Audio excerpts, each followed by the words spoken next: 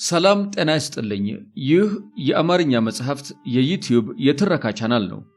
በዚህ ቻናል ዘወትር ሰኞ፣ ረቡዕ እና አርብ ምሽት 3 ሰዓት ላይ የተመረጡ የአማርኛ መጽሐፍት ትረካዎችን ወደ እናንተ እናደርሳለን።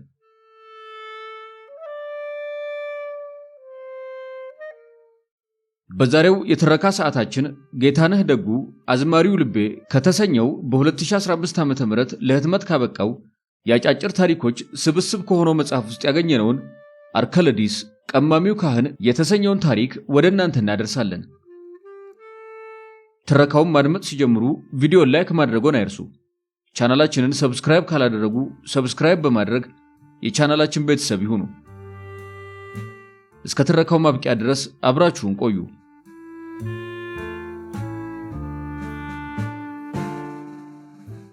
ዓ.ም ቀይ ባህር። በሽበት የቀለመ ችምችምና ገብስማ ጢሙን ከመስተወት ፊት ቆሞ በስሱ ቀንሶታል። በርጅና ያልታጠፈ ዘለግ ያለ ቁመና የሰውን ስሜት ጠልቀው ከሚፈትሹት ደቃቅ ዓይኖቹ ጋር የተዳበለ ስልክ ካፍንጫ አለው። እስረኞች አፋቸውን ከፍተው የሚያዳምጡት ጥዑምና ርዕቱ አንደበቱ ዘውትር የሚጠገብ አይደለም። የሕይወት ፍልስፍናውን ለማካፈል አፉን ከከፈተ ከጥበቃ እስከ እስረኛ፣ ከነፍስ አጥፊ እስከ ጅምላ ጨራሽ አሸባሪዎች ተኮልኩለው ከእግሩ ስር ይቀመጣሉ። ዕድሜውን በማንበብና በመመራመር ያሳለፈ ረጋ ያለ የሳይንስ ሊቅ ነው። የማይፈጥን ለዛ ያለው ተናጋሪ፣ እንዲሁም የሽምግልና በር የሚቀበቅብ አዋቂ ሰው ዶክተር አርከለዲስ። የዛሬን አያድርገውና ሲናገር ለሚሰሙት፣ ሲመክር ለሚያዳምጡት የሰናፍጭ ቅንጣት የምታህል እምነት ቢኖራችሁ ተራራውን ወዲያ ተነቀል ብላችሁ ስነ ፍጥረትን ማሸነፍ ትችላላችሁ። የሰናፍጭ ቅንጣት በምታህል ዕውቀት ግን እንኳን ተራራ እንጨት ላይ የተመታ ሚስማር መንቀል አትችሉም። አንብቡ። ዕውቀትን ካልተፈታተናችሁ ድንቁርና ሲያፌዝባችሁ ይኖራል እያለ እስረኞችን ሸንቆጥ የምታደርግ ኃይለ ቃል ይበትንላቸው ነበር። ሰው ከዝንጀሮ መጣ ብሎ መማር ኃጢአት አይደለም። ያ ዕውቀትን በመፈለግ ምርምር ውስጥ የተሰራ አንዱ ትዌሪ ነው። ሕይወታችሁ ከሰውነት በወረደ ርካሽ ጠባይ ሲቃኝ ግን እግዚአብሔር በእናንተ ላይ ያዝናል። ወጣቱ ግብረ ሰደማዊነት መብት ከመሰለው፣ እንስሳት ግን ከሰው ሰልጥነው ይህንን የማያደርጉ ከሆነ እኛ ቀስ ብለን ከሰውነት በዝግመታዊ ለውጥ ወደ እንስሳነት እንቀየራለን፣ እናድጋለን ብሎ የዳርዊንን ትዌሪ ማውገዝ ያስፈልጋል እያለ ብዙ ግብረ ሰዶማውያን እስረኞችን በንግግር በትር ይገርፋቸው ነበር። ምክሩ አይጠገብም። ሐሳቡ የሚቀረን አይደለም። እንቶፈንቶ ንግግር ከመጠቀም አብዝቶ ይቆጠባል። እናንተ ቀሽሞች በወህኒ ቤት ስላጣችሁት ነፃነት አትጨነቁ። የሰው ልጅ ከመቀመጥ ከመርጋትና ከማሰብ እንደገና ይወለዳል። የአውሮፓን አብርሆት ወይም ኢንላይትመንት በዋናነት የፈጠሩት ሁለት ሰዎች ብቻ ናቸው። እንግሊዛዊው ፍራንሲስ ቤከንና የፈረንሳዩ ዴካርት። ሰው ብቻውን እንኳን ሀገሩን ዓለምን መቀየር የሚችል የሐሳብ ክምችት በውስጡ አለ። እዚህ ደሴት ላይ፣ እዚህ ወህኒ ውስጥ በሐሳባችን ተአምራትን ማድረግ እንችላለን። ሐሳብን ለመውለድ ማማጥ፣ ለመውለድ መቀመጥ፣ ለመውለድ ከመጽሐፍት ጋር መጣመር ያስፈልጋል። ዘወትር ተስፋዎች በተሟጠጡባቸው ወንጀለኞች መሃል ተቀምጦ በቃላት ይሞግታቸዋል። ዛሬ ግን ወህኒው ጭር አለ። ግቢው አንዳች የሐዘን ጥላ ፈሰሰበት። የአርከለዲስን የእስር ዘመን ያሳጠረ ጠበቃ ፈጣሪ በመብረቅ ለሁለት ይሰንጥቀው ብሎ ሁሉም በመመገቢያው አዳራሽ አመጽ በሚመስል ኳካታ ትሪ ዘቅዝቆ ተራገመ። ግማሹ አይኑን ላለማየት ቁርስና ምሳውን ሳይበላ በብረት ርብራብ ከታጠረው ከርቸሌ እግሩን አንስቶ ሳይራመድ በመኝታው ስር በእንባ ተከፍኗል። አርከለዲስ የግድያ ሙከራ አደረገብን ብለው ራሳቸውን በሴንጢ የተለተሉም ብዙ ናቸው። እሱን ከጎናቸው ለማስቀረት ያልፈነቀሉት ሐሳብ ያለማሱት ጉድጓድ አልነበረም። ሁሉም ሳይሳካ ቀረ። ከሰዓት ላይ ጓዙን ሰብስቦ ሲጨርስ መጽሐፍ ቅዱስና ቁርአን በደረቱ ላይ ታቅፎ ስጋ ሜዳ ተብሎ በሚጠራው የእስረኞች ክብደት ማንሻ ስፍራ ተከሰተ። በቦታው ላይ ጥቂቶች ብቻ ባለግርማ ሞገሱን ሊቅ ሊሰናበቱት አረፋፍደው በርጩማውን ከበዋል። ከናንተ መካከል 4 ኪሎ መጥቶ ማኪያቶ የሚጋብዘኝ ማን ነው? ጸጥ። መልስ አልሰጡትም። አጋሰሱላ መንፈሳችሁን ከአካላችሁ ጋር ማሰር ከጀመራችሁ እንኳን 4 ኪሎ 4ኛው ሰማይ ላይ በምጽአት ቀን አንገናኝም። አንደኛው ዘብ የኤሌክትሪክ በትሩን ጥሎ ጡት እንደነጠቁት ሕፃን በመነፋረቅ ከስብስቡ በጭቆ ወጣ። ነፈዞች ያልታሰረ ዘብ እንኳን በጭንቀት ወህኒ ተጠፍንጓል። እስር ካቴና አይደለም። ተስፋችሁ ላይ ማን ፈረደ? ተስፋ በካቴና ይታሰራል? ገና ሳንለያይ መሞት ስጀምሩ የእስከዛሬው መልካም ጨዋታችን ሁሉ ቀፈፈኝ። ክርስቶስ ፍሬ ያጣባትን በለስ እንደረገመ እኔም እናንተን ከመርገሜ በፊት ቶሎ ብላችሁ ጥርሳችሁን ፍቱልኝ።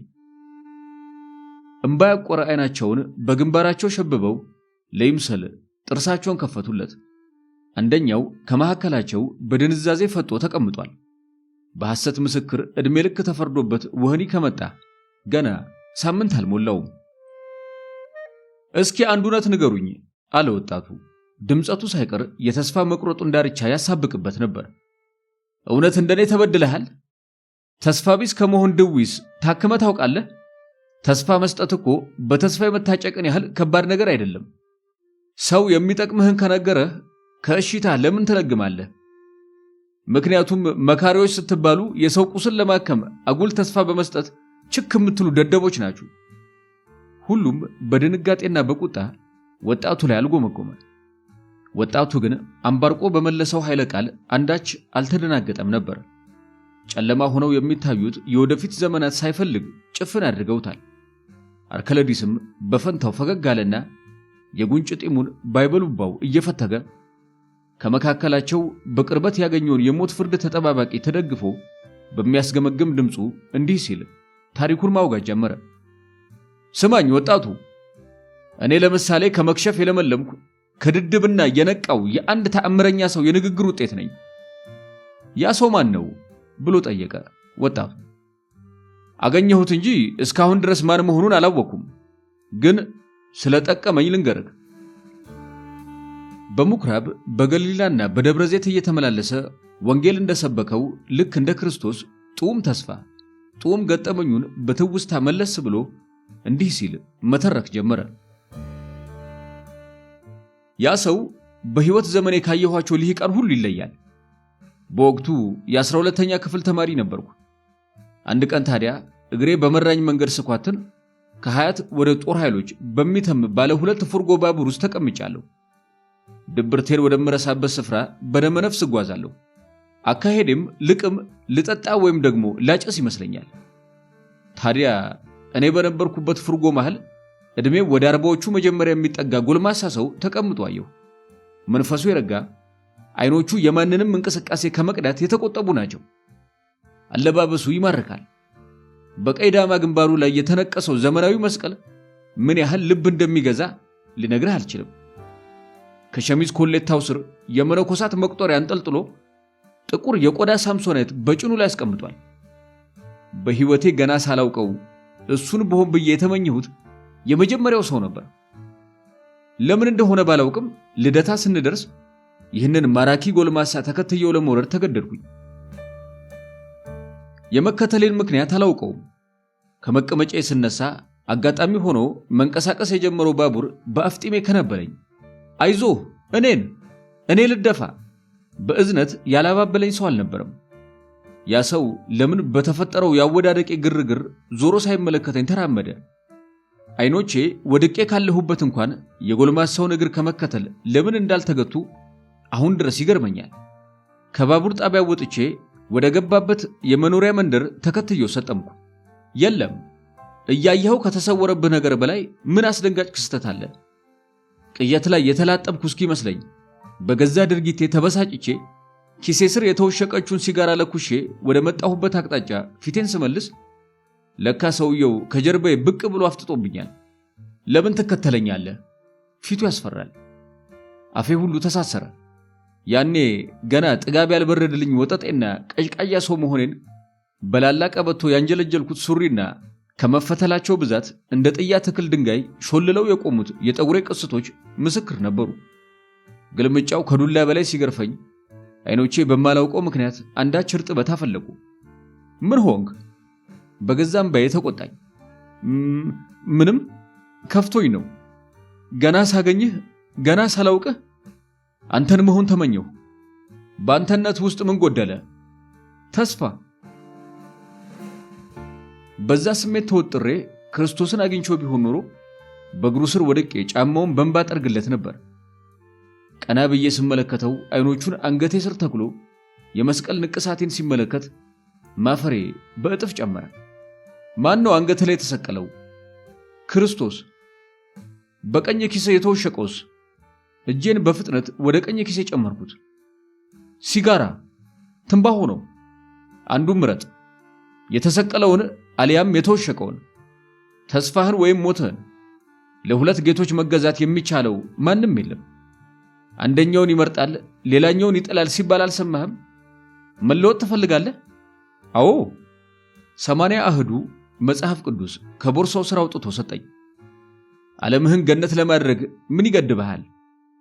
መጽሐፍ ቅዱስ የተለወጡ ሰዎች ታሪክ ነው። ሳኦል ጳውሎስ ሆነ። ዘማዊቷ ሴት ከበደሏ ተመልሳ የአምላኳን እግሮች በእንባዋ አጠበች። ዳዊት ከረኝነት ተመርጦ ለንጉሥነት ተቀባ። የተፈጠርክበት ዓላማ ቅድስና ከሆነ በመርከስ አትክሰም። ቅድስና ምስጢር በመካፈል አሊያም በደብር ተመስጦ በገዳምና በምንኩስና የሚገኝ በረከት ብቻ ካልሆነ ከዚህ ውስብስብ ከተማ ተቀምጦ መጽደቅን ማን ከለከለ? ዓለሙ የሁላችንም ነው። አትፍራ፣ አብዝተህም አትዳፈር። ማንነቴን ማወቅ ከፈለክ የከተማው መናኝ ወይም የቤተ መቅደሱ ታናሽ አገልጋይ ብለህ ልጠራኝ ትችላለህ። የሕይወት ብልሃቱን ከማወቄ በፊት ድህነት ወዳጄ ነበር። አሁን ግን በሁሉም ማመሰግነው ባለጸጋ ሰው ሆኛለሁ። ያልተጠቀምኩባቸው ረብጣ ብሮች ዘወትር በኪሶች አሉ። እንካ እስኪ እነዚህን ሁሉ ወረቀቶች ውሰዳቸው። ያሸከመኝን ረብጣ ብሮች ማመን አልቻልኩም። እንዳያስመልሰኝ ጥየው ለመሄድ ፈልጌያለሁ። ግን ደግሞ በጣም ፈራው። በመንፈስ የሆነ ቅያስ ጠብቆ የሚጋረፍ መልአክ መስሎኝ ታየኝ። በቃ ዝም ብዬ ንግግሩን መስማት ጀመርኩ። ዓለም በራሷና በሰሪዋ መንፈስ ለጠነከሩ በሁለት ጽንፍ ተሞርደው ብሩህ ነገር ለሚታያቸው ተስፈኞች መልካም ፍሬን ትሰጣለች። ገንዘብ ሲኦል አያስገባም። ድሃ በመሆንም መንግሥተ ሰማያት አይወረስም። እግዚአብሔር ለሁሉም ነፍስ ቸርነትን ያደርጋል። አንተ የሌለህን ስታስብ እሱ በሰጠክ መክሊት ያተረፍከውን ይጠብቃል። ሰው ስለሆንክ ሁልጊዜ ከመለመን አትቦዝንም። ልብስ ስትለምነው ገላ እንደሰጠክ ትረሳለህ። በሰው ልጅ የዕለት ውጣ ውረድ ውስጥ መኖር የተሰጠክ ትልቅ ዋጋ ሆኖ ሳለ አንተ ግን ማግኘትን አብዝቶ በመሻት ዋጋህን ታረክሳለህ። ዘወትር ብቸኝነት ያጠቃሃል። ሰው በዙሪያክ ስለጠፋ ስሙን ታማርራለህ። እባክህ ይልሃል እግዚአብሔር። ሸክላ ሰሪው ያንተ ሆኖ ሳለ በእንስራ በማሰሮ በጀበናው ድርጊት አትሸበር። ገንዘቡን መልሶ ከጄ ላይ ነጠቀኝ። ያንተ ያልሆነውን ከመውሰድ እጆችህን ሰብሰብ ለማድረግ ሞክር። ጣዕም የላቸውምና ቀጣፊ እጆችን አትውደዳቸው። ክብሩ ሳይገባህ የተነቀስከው አምላክ ከቻልክ ከሰውነት ላይ ፈቅፍቀው። አዝለኸው አትዘሙት። በቆዳ ላይ ለጥፈኸው በቆሸሹ ውሎችህ ዳግም ቀራሪው አትሁንበት። አትስቀለው። እምነት ማለት በሥራና በምግባር የሚዘራ ዝቅ ብለህ በትሑት ልብ የምታጭደው የነፍስ አዝመራ መሆኑን አትርሳ። ንግግሩ ደንቆኝ ይበልጥ ላወራው ፈጠንኩኝ። ለመሆኑ እግዚአብሔር አለ አልኩት። የተስፋ መቁረጥ ዳርቻ የጸነሰው የዕለታት ጥያቄ ነበር። እኔ መኖሬን በምን አወክ አለኝ በመደነቅ። አንተማ ይኸው ከጎኔ ቆመሃል። ስጠይቅ ትመልሳለህ። እግዚአብሔር ግን መች በችግር የደረሰ። እምባዬ ይብስ ከፍ እያለ መርከፍከፍ ሲጀምር ትክ ብሎ ተመለከተኝና አየህ ሰው ነህና የምታየውን ትተቻለህ። ተነቃፊው እግዚአብሔር ቢወርድ እንኳን ስላየኸው አታመልከውም። ስለዚህ ሕግ ነውና እንዳትንቅ፣ እንዳትዳፈር ያመንከውን አታየውም። እግዚአብሔር ማለት ልብ ነው። ልባዊነት ከመናገር ወይም ከመገለጥ የሚርቅ ዝምታዊ ተመስጦ ነው። የሰው ልጆች በሦስት ነገሮች ነፍሳቸውን ያጠግባሉ። እነርሱም እምነት፣ ተስፋና ፍቅር ናቸው። ሦስቱም በልብ ይወከላሉ። ከሁሉ ግን ፍቅር ይበልጣል። ወልድን ከክብሩ የሳበው እኔን ወደ አንተ ያመጣኝ አንተም በእንባ ያጠበህ ፍቅር ነው። የለም ትላለህ እንጂ መኖሩን ያስለቀሰ። ይልቅ ይህንን ዓለም በጥበብ ተመላለስባት፣ ባለአእምሮ በመሆን ተሰርተሃል። አንተ ማለት ከ22ቱ ስነ ፍጥረታት አስተዋይ፣ ከ22ቱ ስነ ፍጥረታት መካከል ጥበብ የተገለጠልህ፣ ጥበብህን ፈጥረህ ማኖር የምትችል፣ መመራመር ወይም ወደ ዕውቀት መጥለቅን የተቀባህ ክቡር ሰው መሆንን አትርሳ። ሰው መሽተት ካልቻልክ፣ የተስፋ መቁረጥ ድዊ ከጸናብህ በመጽሐፍት ታከም። አለዚያ ተስፋን ከቀበርከው መዝለል፣ መጨፈር የደስታ ጥጎች ከሆኑብህ፣ ማጨስ፣ መጫጫስ ዝማኔ ከመሰለ የወፍጮ ድንጋይ ባንገተ ላይ አስረ ወደ ባህር ስጠም አለኝ። እኔም ደስታና እርጋታን ተሞልቼ እባክህ ስልክህን ስጠኝ ስል ተማጸንኩት። ስልክ የለኝም፣ ከበረታህ ወደፊት ለመልካም ሥራ እንገናኛለን። በቃ ይህንም ብሎ ተለይቶኝ ሄደ። መልአክ ይሁን ሰው ምንም ነገር አላወኩም። ከዚያን ቀን ወዲያ መልሼ አላገኘሁትም። ይታያችሁ አለ ወደ ሁሉም እስረኞች አይኑን እየመለሰ። ይሄ ከ40 ዓመታት በፊት የሆነ ታሪክ ነው። በሁሉም ፊት የረበበ ሰላም ይስተዋልባቸው ጀመር። እሱ ነው ከሱስ የመንጻቴ ምክንያት፣ ትምህርቴን በጥሩ ውጤት እንድጨርስ የረዳኝ የመጀመሪያው ሰው፣ እግዚአብሔርን በቃላት ያስተዋወቀኝ፣ የመኖሬና የተስፋዬ ምክንያት ያ ሰው ወይም ያ መልአክ ነበር። ሰው ከሆነ ይሄኔ ጃጅቶና ሞቶ የሱንም ሥጋ አፈር በልቶታል። ከእስረኞቹ መካከል ማንኛቸው እንደሆኑ ባያውቅም ስቅስቅ ብሎ የሚያነባ አንዳች ድምጸት ወደ ጆሮ አቃጨለ። ማነህ የምትነፋረቀው? በቁጣ ዙሪያውን ገረመመ። በእንባው ስር ስቅታው እንደ መሰንቆ በቀጭኑ ይገዘገዛል። እኔ ነኝ። አዲስ ገቢው እስረኛ መለሰ። የዚህ ሁሉ ንግግር መነሻ የሱ ጥያቄ ነበር። አርከለዲስም ጠጋ ብሎ በወጣቱ አንገት ላይ የዞረውን የክርስትና ማህተም ተመለከተና የያዘውን መጽሐፍ ቅዱስ በደረቱ ላይ አሳቀፈው። እኔ ሰው ነኝ፣ ከዚህ በላይ የምሰጥህ ምንም ተስፋ የለኝም አለና ዞር ብሎ ተደግፎት የቆየውን የቢላልን ትከሻ በስሱ ጨመቅ አደረገው። ስሙኝማ፣ ለቢላል ከስቅላቱ ቀን በፊት የምትሰጡት ነገር ምን እንደሆነ ብታስቡበት ደስ ይለኛል። እኔ ከገመዱ ስር ወደ ነገ የሚሸጋገርበትን ሕይወት ልሰጠው ቃል እገባለሁ። ቁርአኑን በቢላል መዳፍ ላይ አስቀምጦ ከመሃላችን ሸሽቶ ወደፊት ተራመደ። ከልቡ መጨከን፣ አምርሮ ትቷቸው መሄድን ፈራ። እንባው በርጥበት የማይጀቀጀቅ የደረቅ ጽድ ሙጫን ይመስል ከብሌኑ አይረጭም።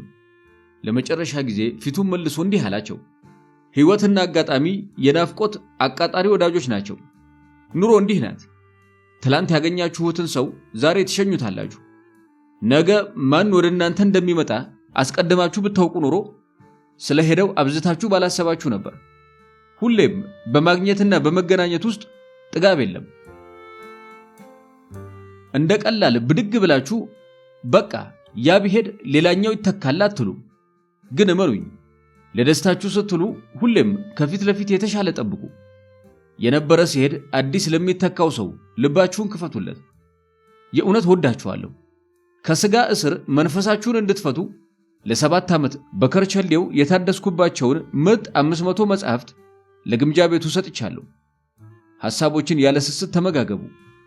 የሁላችንም ነጻነት በእያንዳንዱ የመጽሐፉ ገጽ ላይ ተቀምጧል። ይመቻቹ። ለአለቃው ሰላምታ እንደሚሰጥ ጥንቁቅ ወታደር ከተረከዙ ከፍ ብሎ ተሰናበታቸው። በማግስቱ የደንገል ደሴት ወህኒ ቤት እስረኞች በጠቅላላ በግንብና በማማዎቹ አናት ላይ ተኮልኩለው ወጡ።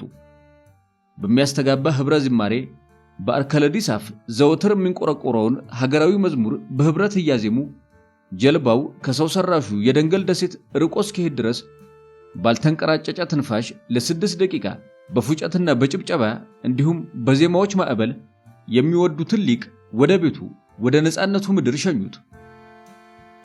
ቅድመ ታሪክ 2063 ዓመተ ምህረት በእጆቹ የጨበጣቸውን 2 ፍሬ ቸኮሌቶች ከሶፋው ላይ ላንቀላፋቸው እናቱ ለመስጠት እየተምዘገዘገ ከመኝታ ክፍሉ ወደ ሳሎን ወረደ። የሰማችውን ፈጣን ኮቴ ቆሊዋን ገፋት። እንዲያያሸለባት ከነበረው ጣፋጭ እንቅልፍ በርግጋ ነው የነቃችው። ከደህንነት መስሪያ ቤቱ በብቃት ማነስ ከተሰናበተች ገና ወር እንኳን አልሞላትም። እንዲህ የምትደነግጠው ወደ አይደለም። ፍርሃቷ ዛሬም እንደወትሮ በኮሽታው ሁሉ ያስበረግጋታል። ከመኖሪያዋ አፓርትመንት ግርጌ ዕለት ዕለት የሚያንዣብቡት የቀድሞ ተላላኪዎቿ ዛሬ ላይ መውጫ መግቢያዋን ሁሉ ይሰልሏት ጀምረዋል። እማ ቆሊዋ ግፍፍ እንዳለ ቀና ብላ ተመለከተችው። ቀድሞ ያነቃት የልጇ ኮቴ ነበር። ኡፍ አስደነገጥከኝ እኮ። እስካሁን ለምን አልተኛህም? ረሳሽው? ምኑን? መልካም ልደት እናቴ፣ ወድሻለሁ። ትከሻዋን ባልጠነከሩት እጆቹ እንዳቀፈ ከዓይኗ አንስቶ እስከ አገጯ ድረስ አገላብጦ ሳማት። መዳፉ ላይ በስጦታ መጠቅለያ ሸፍኖ ያመጣላትን ቸኮሌት ወደፊቷ እያቀረበ ከሚያማምሩት ትናንሽ ከንፈሮቹ ተፈልቅቆ የወጣውን የልጅነት ፈገግታ ሲለግሳት እሷም ወቅት ያልደለዘባትን የልጇን አባት በቁጭት ማስታወስ ጀመረች።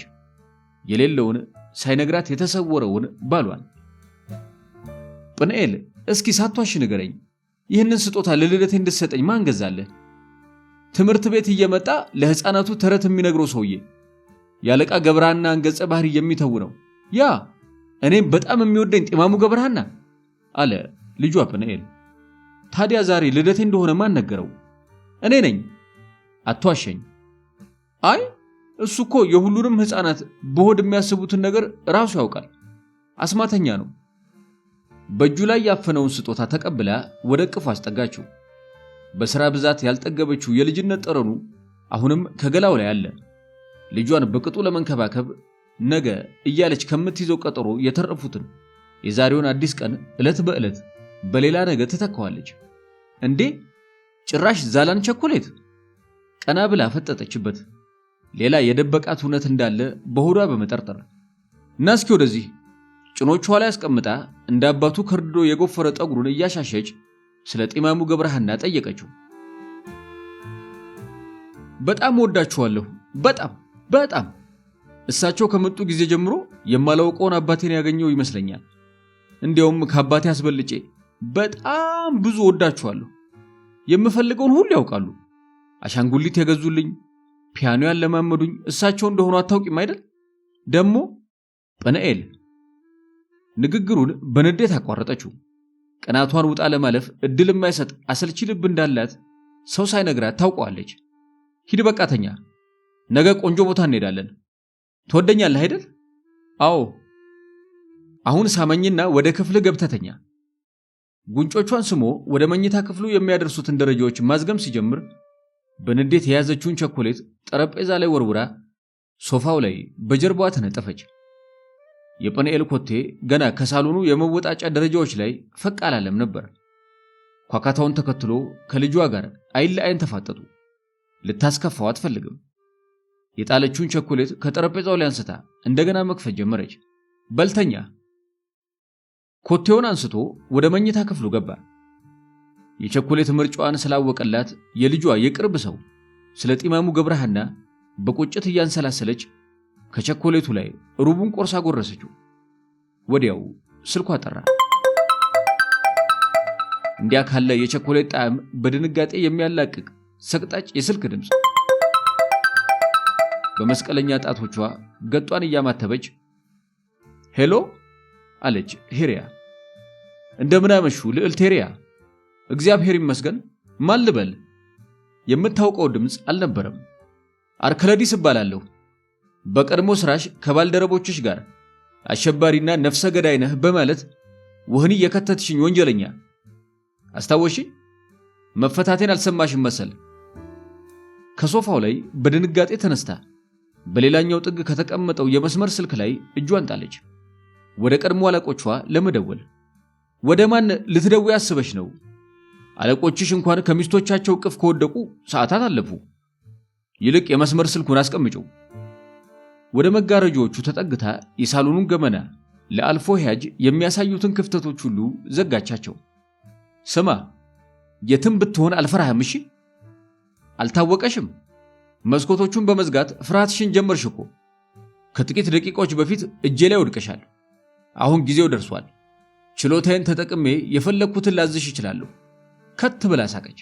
ፍርሃቷን ላለማሳበቅ ከዘጋቻቸው መስኮቶች በአንደኛዋ ጮልቃ ከቤቷ ፊት ለፊት ከቆመው አፓርትመንት ግርጌ ያለውን የመኪና ፓርኪንግ ማተረች። አታጮልቂ፣ ካልፈራሽ መስኮቱን በደንብ ክፈችው።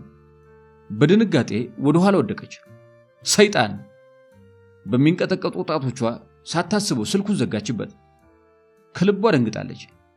የሳሎኑን መብራት አጥፍታ ወደ በሮቹ እየዞረች ሁሉንም እስከ መጨረሻዎቹ ጥርሶቹ ቆለፈቻቸው። ቀጥላ ወደ ልጇ ክፍል ሄዳ ደህንነቱን አረጋግጣ ዳግም ወደ ሳሎኑ ተመለሰች። ስልኳ በድጋሚ እየጠራ ነበር። ምንድነው ከኔ የምፈልገው? ስልጡን ሴት መሆን አትፈልጊም? ብችል ሰዋዊ ርህራሄ ባስተማርኩህና ደግ በሆንክ። እድሜና ሽበት ያገዘፈ ከመሰለህ ተሳስተሃል። ጅል ጭንቅላትህን ከልቤ ጠለዋለሁ። እሺ። ነጎድጓድ በመሰለ አናዳጅ ድምጸት አስካካባት። ድንቅ ነው። እነዛ ቀሽሞች በጥሩ ሐሴት ሞልተውሻል። ደቃቃዋ ቡችላ ስለኔ ክፋት በነገሯት ልክ መጮህ ጀምራለች ማለት ነው። ቡችላ አልከኝ? በዛብሽ። ምናልባት ወደ እኔ አምጥቼ በእኔ እምነት ስር አሳድግሻለሁ። ያኔ ውሻ ትሆኛለሽ። ለእኔ ዘብ የምትቆሚ ታማኝ ውሻ። ቃል መምረጥ እንኳን አትችልበትም። እስኪ ረጋ በይ። ስንገናኝ ካንቺ የምፈልገውን በዝርዝር አስረዳሻለሁ። ከኔ ጋር የሚኖርሽ ቆይታ ምናልባትም በሥራ ፈትነት ለሚባክንብሽ ጊዜ መልካም አጋጣሚን ይዞ ሳይመጣልሽ አልቀረም። ከሥራ ተባረሻል አይደል? ከራስ አልፎ ሌላን የሚጠቅም ትሁት ልብ እንደሌለህ አውቃለሁ። ጥንቱንም ጨካኝ ሰው ነህ። ምናልባት ለበቀል ከሆነ የመጣኸው አንተን ወህኒ በመጣሌ ፈጽሞ እንደማልጸጸት ደጋግሜ ያረጋግጥልሃለሁ። ብትገለኝ እንኳን አንድ ቀን ክፋትን የሚመለከት ፈጣሪ አንተንም ወደ ጥልቁ ያሰናብታል። በባዶ ሜዳ በገዛ ስልኳ ላይ አንባረከችበት። ፈርተሻል እንዴ? ጨካኝ እኮ ይናቃል እንጂ አይፈራም። እስኪ ትንሽ ደቂቃ ተረጋጊና እኔም ብቻ ለማዳመጥ ሞክሪ። ባልረጋጋ ምን ይፈጠራል? አንድ ተራ ሰው ስለደወለ ለህይወት የምሰጋ ይመስልሃል? ገደል ግባ። ይልቅ ስልኩን ልዘጋው ነው። የሚያደርግ ሰው አያስጠነቅቅም። አደርገዋለሁ። አሁንም ነገርሽኝ እንጂ አላደረግሽውም። ሰውዬ ስራ የለህም? በሽተኛ ነህ? አንጎልህ ተበጥብጧል? ለመጮህ አንዳች ምክንያት እንዳጣች እብድ አደረጋት። እርሱም መናደድ ሳይፈልግ ተናደደ። ኡፍ ትደክሚያለሽ። የድንቁርና ጥግ ነሽ። ያለማወቅ መጀመሪያ፣ ያለማስተዋል ጥግ። የቀድሞ አለቆችሽ ከኔ ተሽለው ቢያሰለጥኑሽ ዛሬ እጄ ላይ ባልተደፋሽ ነበር። ይልቅስ እኔ አዘምንሻለሁ። ጨርቄን ቤቴን ሳትይ ማልደሽ ወደ እኔ መሮጥ ትጀምሪያለሽ። ማን ስለሆንክ? እኔ ስለሆንኩ። ከደቂቃዎች በፊት ልጅሽ ባመጣልሽ ቸኮሌት ስር ጥቃቅን በአይን የማይታዩ ማይክሮ ሮቦቶች ቀርጥፈሽ በልተሻል። የልጅሽ ወዳጅ ወይም ጢማሙ ገብረሃና ብለሽ ልጠሪን ትችያለሽ። ከፈለኩ እገልሻለሁ። ደስ ካለኝ አስተኛሻለሁ። ታውቂያለሽ፣ ከእንግዲህ አንቺ ማለት በእኔ ፈቃድ የምትንቀሳቀሺ ደካማ ሰው ነሽ ማለት ነው። ሁሉንም ቦታ ቦታ ሲዘሽ ስጨርሺ እኔ በማሰምርልሽ መንገድ ነገውኑ ወደ እኔ ትመጫለሽ። በደህንነት መስሪያ ቤቱ አንዳንድ ሰዎች ላይ የማጥመጃ መረቤ በአንቺ በኩል መዘርጋት ፈልጋለሁ። አንቺም የምታውቂውን ሁሉ በማጋለጥ ትተባበሪኛለሽ። ታዲያ ይሄ ሲሆን ያጣሽውን ሥራ በተዘዋዋሪ መንገድ አለቃ ሆኜ ሰጠሁሽ ማለት አይደለም? ተረት ካለቀ እንደ ጨዋ በንግግር ካልተግባባን ስራዬን አሁኑኑ መጀመር እችላለሁ። ኮምፒውተሬ ማይክሮ ሮቦቱ በጭንቅላትሽ ውስጥ አክቲቭ እንደሆነ ምልክት እየሰጠኝ ይገኛል። እኔ ደግሞ በኪቦርድ የሶስት ነገሮችን ባንቺ ላይ የማድረግ ሙሉ መብት አለኝ። መግደል፣ ማስተኛት እንዲሁም ወደ ፈለኩት አቅጣጫ አንቺም መውሰድ። እንድንተማመን ዛሬ ከማስተኛቱ ልጀምር። ደህና ደሪ። ከመቅጽበት ሶፋው ላይ ክልትው ብላ ወደቀች። ሄሪያ ከማታውቀው አረንጓዴ ሜዳ ላይ ራሷን አገኘችው። ከግራር ዛፍ ግርጌ ከጽድ እንጨት ተጠርቦ በተሰራ አግዳሚ ግንዲላ ላይ ተቀምጣለች። በቀኝ በኩል አነስ ያለ ሻንጣ በምን ሰዓት እንደተሰናዳ ልጇን ወዴት እንዳሳደረችው የሆነውን ሁሉ በዚያች ቅጽበት ለማስተዋስ ሞከረች። ከእርሷ በቅርብ ርቀት አቀርቅሮ በቤቱ በራፍ ላይ አትክልት የሚኮተኩት ሰው አለ። ጉልበታም የሚመስል ገና በቅጡ ያላረጀ፣ ደምግባቱ በሽብሽብ ቆዳ ያልገረጣ፣ በሽበት የቀለመ ጢም ያለበት፣ ጥቁር ኮፍያውን ከራሱ ላይ ጣል ያደረገ ባለግርማ ሞገስ መልከ መልካም ሰው ነው። ቀረብ አለችና ይቅርታ የኔ ጌታ፣ ያለሁበት ስፍራ ምን ይባላል አለችው። አጎንብሶ በችምችም ጥርሶቹ ብቻውን እየፈገገ ነው ያዳመጣት። ሰው በዚህ መጠን ተራምዶ የደረሰበትን ቦታ ካላወቀ አንጎሉ በፍቅር አሊያም አይኖቹ በቴክኖሎጂ መንፈስ ተጋርደውበታል ማለት ነው አላት። ንግግሩን አልጨረሰም። በአፈር ያደፉ እጆቹን እያራገፈ አንገቱን አዘንብሎ ቀረባት። ለሰላምታ የዘረጋላትን ቆሻሻ እጅ ለመጨበጥ አልተጠየፈችም። ሙሉ ፊቱን ልታይ እየጓጋች በአክብሮት አሸብርካ ጨበጠችው። ኮፍያውን ከራሱ ላይ አንስቶ አይኗን ማየት ሲጀምር በድንጋጤ እጇን መንጭቃ ወደ ኋላ ሸሸችው። እንኳን ደህና መጣሽ። ዳግም ወደ ፊቷ ተጠግቶ እጁን ዘርግቶ ጨበጣት። አንቺን መዳፌ ስር ለመጣል ኤጀንት ማዋቀር አይጠበቅብኝም። ብቻዬን 100 ነኝ። በመናፍስት ልክ አርቅቃ የምታስበው አርከለዲስ አጠገቧ እንደቆመ ያመነችው ጥቂት ሴኮንዶችን በድንዛዜ ካሳለፈች በኋላ ነበር። በእጄ ላይ ያለው ጥበብ አሁን የገባሽ ይመስለኛል። ምናልባት ቆይታችን በኔ ድል አድራጊነት የሚጠናቀቅ አይመስልህም? ፍርሃቷን ውጣ ደፋር ሴት ለመሆን በምታደርገው ትግል እየተዝናና እጆቹን አትክልቱ ስር በሚፈሱ ውሃ መታጠብ ጀመረ።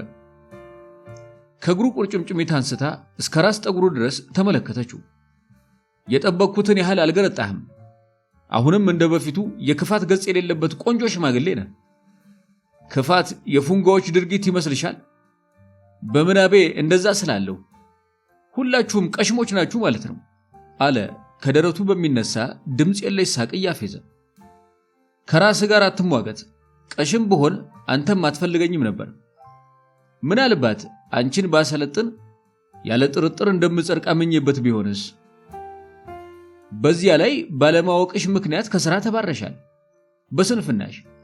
ስንፍና ስል ምን ትዝ አለኝ መሰለሽ? አንድ ሰሞን ግጥም መጻፍ ጀምሬ ነበር። ጀምሬ ስትል እስካሁን ድረስ አላለቀም? አልጨረስኩትም። አዋቂ መሆኔ ነው ግጥሜን በንጥልጠል ያስቀረብኝ። ብትናደድም አልሞገተችውም። በዚህ ሰዓት የሚላትን ከማድመጥና ማለት ያለባትን በስርዓት ከመመለስ ውጪ አጉል መንተባተቡን በጭራሽ እንደማያዋጣ ተገንዝባለች። እንዴት አለች። ግጥሙ ስለ አላዋቂዎች ነበር። አየሽ፣ በስሜት ብቻ ተነስተሽ ስለማታውቂው ነገር ጽፈሽ መጨረሽ አትችይም። ፈገግ ብሎ አያትና አሁን ግን ያልቃል አላት። ሐሳብ መጣልህ? የለም አንቺ መጣሽ። ይልቅ ግጥሙን ልበልልሽ። ርዕስ አልባ ነው። ሰው በልቡ ድፍረት ውርደት ላይ ተጣደ፣ በቀሽም ጭብጨባ አዋቂ ባለበት መናገር ለመደ። በቃ እዚህ ጋር ስደርስ ጽፎ ባለመጨረስ ደዊ ተመታው። ስለ ስንፍና ለመጻፍ ስሞክር ያደረግኩት ነገር ቢኖር በቀናኢ ልቦና እጦት ከታመሙ ለፍላፊ ሰዎች ጋር አብዝቶ መቀመጥን ነበር። በእውነት ይሰለቻሉ። ይልቅ እንኳን በሰላም ቤቱን ተቀላቀልሽ። ከእንግዲህ ቤቱ ያንቺም ትንፋሽ ይሰፍንበታል። ይግቡ ልዕልቴሪያ። ወደ ቤቱ ጥሏት ገባ። እሱን ከመከተል ውጪ ምንም አይነት አማራጭ አልነበራትም። ብትሄድ በምትሃት ይመልሳታል። እድሏን እየረገመች የሚፈልገውን ለመስማት በሩን አልፋ ወደ ውስጠኛው ሳሎን ተሻገረች። ከጠበቀችው በላይ የቆረቆሰ ሶፋ፣ በጦርነት መሃል ባሩዱ እንዳጎሳቀለው የፈራረሰ ግድግዳ፣ የጃጀ ኮምፒውተር፣ የረገበ አልጋ፣ ዘመናዊ የምሁር ቤት አላገኘችም። በኢትዮጵያ ከዘመነ መሳፍንት ማብቂያ አንስቶ በንግስና የተቀቡ የመሪዎች ፎቶግራፍ በየግድግዳው ማዕዘን ተሰቅሏል። ከሳሎኑ መሃል ከተዘረጋው ጠረጴዛ የእሷን መምጣት ከሚጠባበቀው እራት ላይ ተወርውራ ሰፈረችበት። ከንፈሯ ጠብታ ማይ መጠማቱን አንጀቷም በረሃብ አለንጋ መቀጣቱ የተገለጠላት ገና ምግቡን ስትመለከተው ነበር። በዝግ ቤት ታስሮ እንደሰነበተ አንዳች ዳቦ እንዳልተጣለለት ምስኪን ቡችላ በጎርጓዳ ፔርሙዝ በቆየላት ትኩስ መረቅ ጉንጮቿን ሞላቻቸው። ምን ይጨመር? በመራቧ እየፈገገ ጠየቃት። እሷም ያለቅጥ ሳህኗ ላይ አቀርቅራ መቆየቷ ታወሳትና አንተስ አትበላም እንዴ ስትል ጠየቀችው። ከሰሞኑም ይልቅ አሁን በደንብ የጠገብኩ ይመስለኛል። ረሃብ ላኮማተራት አንዲት ሴት ከዕለት ጉርሴ ላይ ግማሽ ሳህን ሰጥቼ ብቻዋን ስትሻማ ከማየት በላይ ምን ጥጋብ አለ? እንግዲያው ጨምርልኝ። ሳህኑን በንዴት ወደፊቱ ገፋችለት። ሰው ለሆዱ ያለው አመለካከት ከምንም በላይ ያዝናናኛል። ለመሆኑ አፈጣጠራችን ከእንስሳትና ከመላእክት እንደሚነጻጸር አስተውሰሽ ታውቂያለሽ? ዳግም አፉ ድረስ ሞልቶ ያመጣላትን ሾርባ ከፊቷ ደገነላት። መብላትን፣ መጠጣትን፣ መጥገብን የሚወክሉት ሆዳቸውን ሳያጭቁ ጥቂት መራመድ የማይችሉት እንስሶች ናቸው። በሌላ በኩል ደግሞ ተፈጥሯቸው ሐሳባዊ የሆነና ከስጋዊ እርካታ የራቁ ፍጡራን መላእክት ይባላሉ። የሰው ልጅም የእነዚህን ሁለት ስነ ፍጥረቶች ባህሪ በአንድነት ወርሷል። አሁን ባለንበት ሁኔታ እንግለጸው ከተባለም አንቺ እንስሳ፣ እኔ ደግሞ መልአክ ነኝ። እኔ እምልህ ወይ ዝም ማለት ትችላለህ? አልችልም። ላስተምር ነው የጠራሁሽ። ታውቆሻል ግን ቀን ሙሉ ያለምንም ረፍትና መብል እዚህ ድረስ ክፍለ ሀገራትን አቋርጠሽ ስለመጣሽ ነው ከመጠን በላይ የተራብሽው። ክፍለ ሀገር? በድንጋጤ የጎረሰችውን ሾርባ ከአፏ መመለስ ስትጀምር ጠጋ ብሎ ማንኪያውን ደግፎ አስጎነጫት። ይህንን ያክል አንቺን መቆጣጠር የሚችል ማይክሮ ሮቦት ነው በእጄ ላይ ያለው። በቴክኖሎጂ የታገዝኩ ሽብርተኛ መሆኔን ታውቂው የለ? ከእንግዲህ ያንቺ የሆነ ከኔም የሚደበቅ አዲስ ነገር መሃላችን አይኖርም። እድሜ ኖሮሽ ከቆየሽ ደግሞ እንኳን ያየሽውን ያሰብሽውን አበጥሬ ነግርሻለሁ። እንደ ሕፃን ልትነፋረቅ ቃጣት። ምን ነው አላት በሆደ ቡቡ ቅላጼ። ምንም። ሳጓ ድምጿ ስር ይስተዋላል። ምን ሆነሻል? አላውቅም። ይልቅ አንተ ምን እንደሆንኩ ንገረኝ። ምንድነው ከኔ የምትፈልገው? ነፍሴን ስለምን ትበድላታለህ? ምን አይነት ክፋት፣ ምን አይነት እርኩስ መንፈስ ነው የተሸከምከው? ምንድነው በላይ ላይ ያሰፈርክብኝ? በጣም ተአምረኛ እየሆንክ አልመሰለህም? ተአምራትን እንደማደርግ አመንሽ? ቀልድ አይደለም። ሐዘን በቀልድ ይዋዛል። ወዳጅ በሀብትሽ ይገዛል። ሰው በሐዘን አይደምቅም፣ ለቅሶ ዳስን አያሞቅም። ሁሉም ቢገፋ ቢጥልሽ መውደቅ መሞት እንዳይመስልሽ።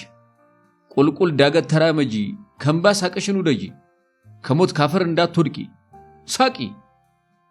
ግጥሙን አንብቦ ሲጨርስ አንድ ጊዜ ለራሱ አጨበጨበ። ሽብርተኛውን ገጣሚና ሳይንቲስት እንዴት አገኘሽው?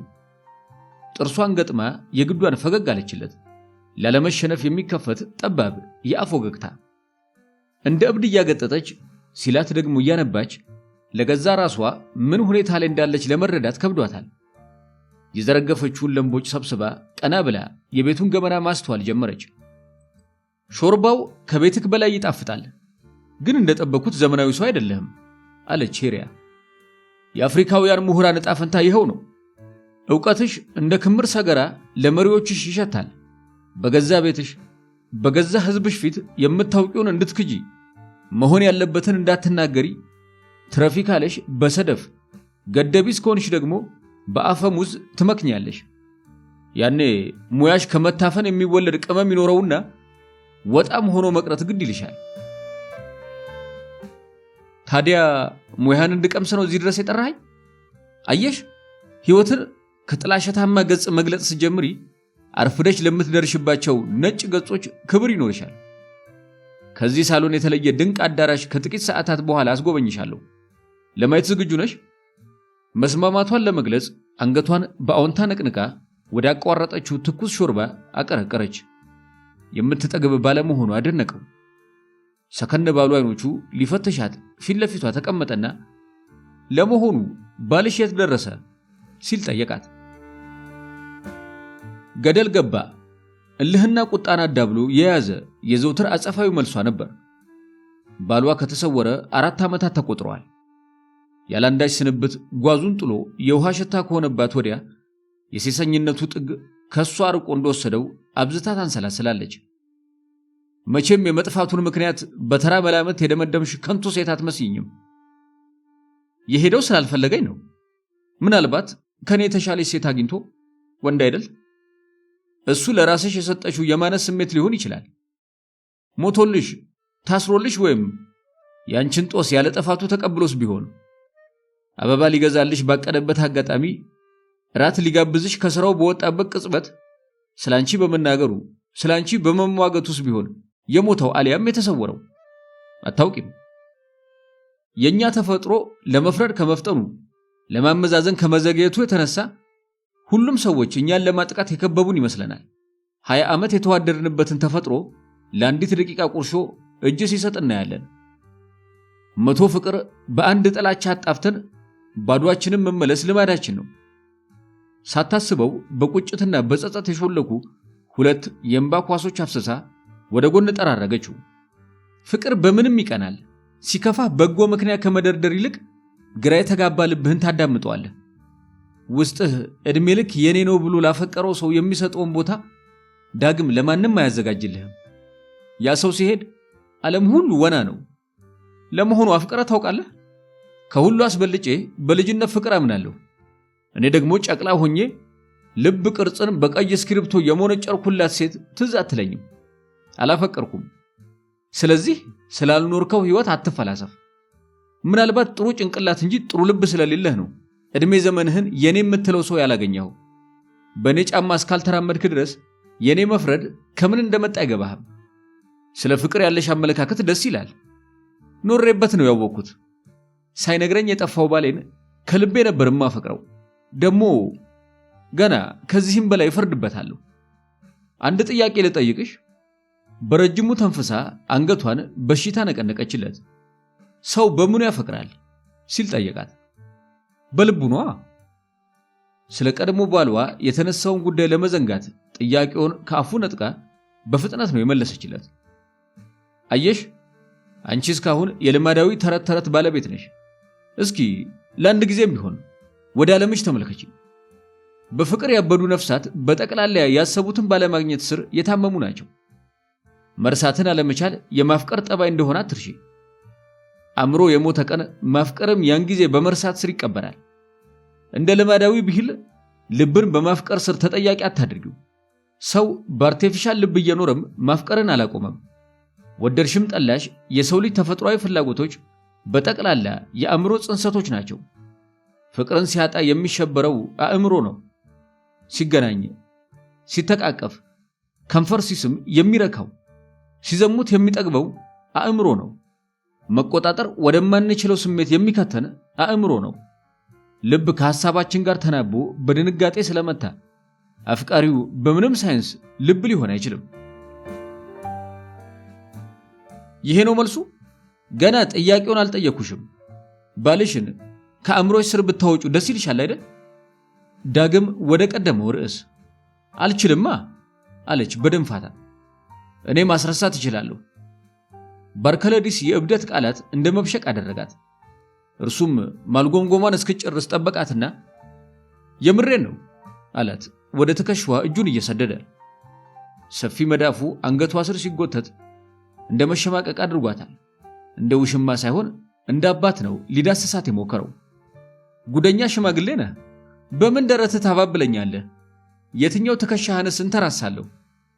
ቅድም እኮ በስጋዊ መነጽር አትመልከችኝ፣ እኔ ማለት መላእክ ነኝ ብዬሽ ነበር። ለስጋዊ መሻቶች አልሸነፍም።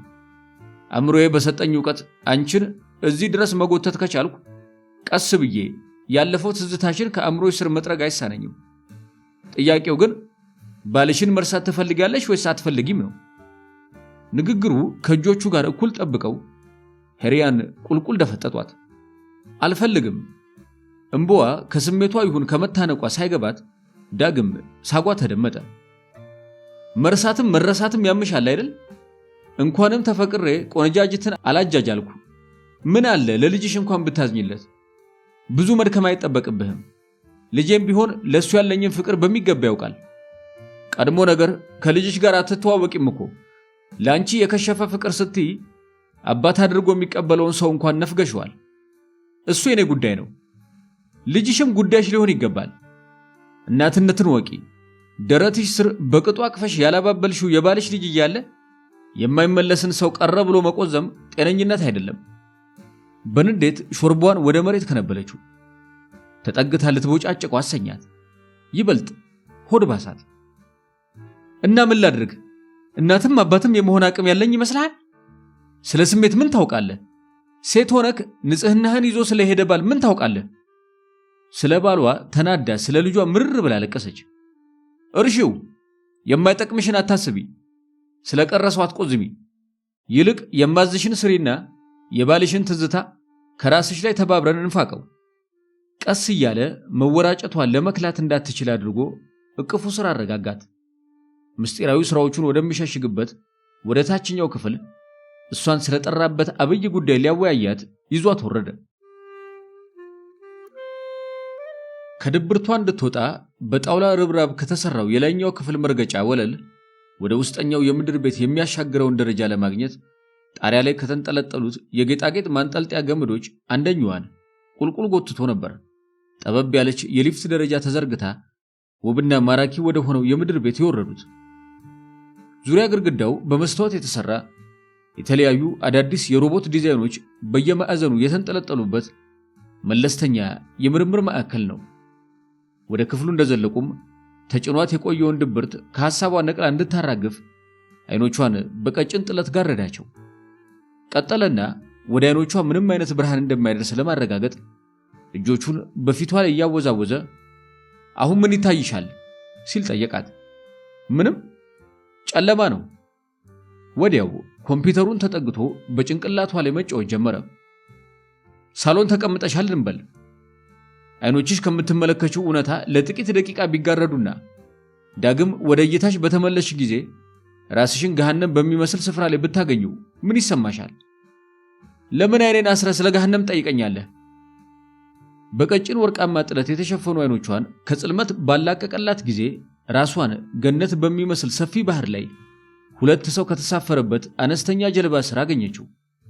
ጭው ያለ የውሃ ሜዳ፣ ዶልፊኖች ሽቅብ እየተመዘዙ የሚንቦጫረቁበት ጥልቅ ባህር።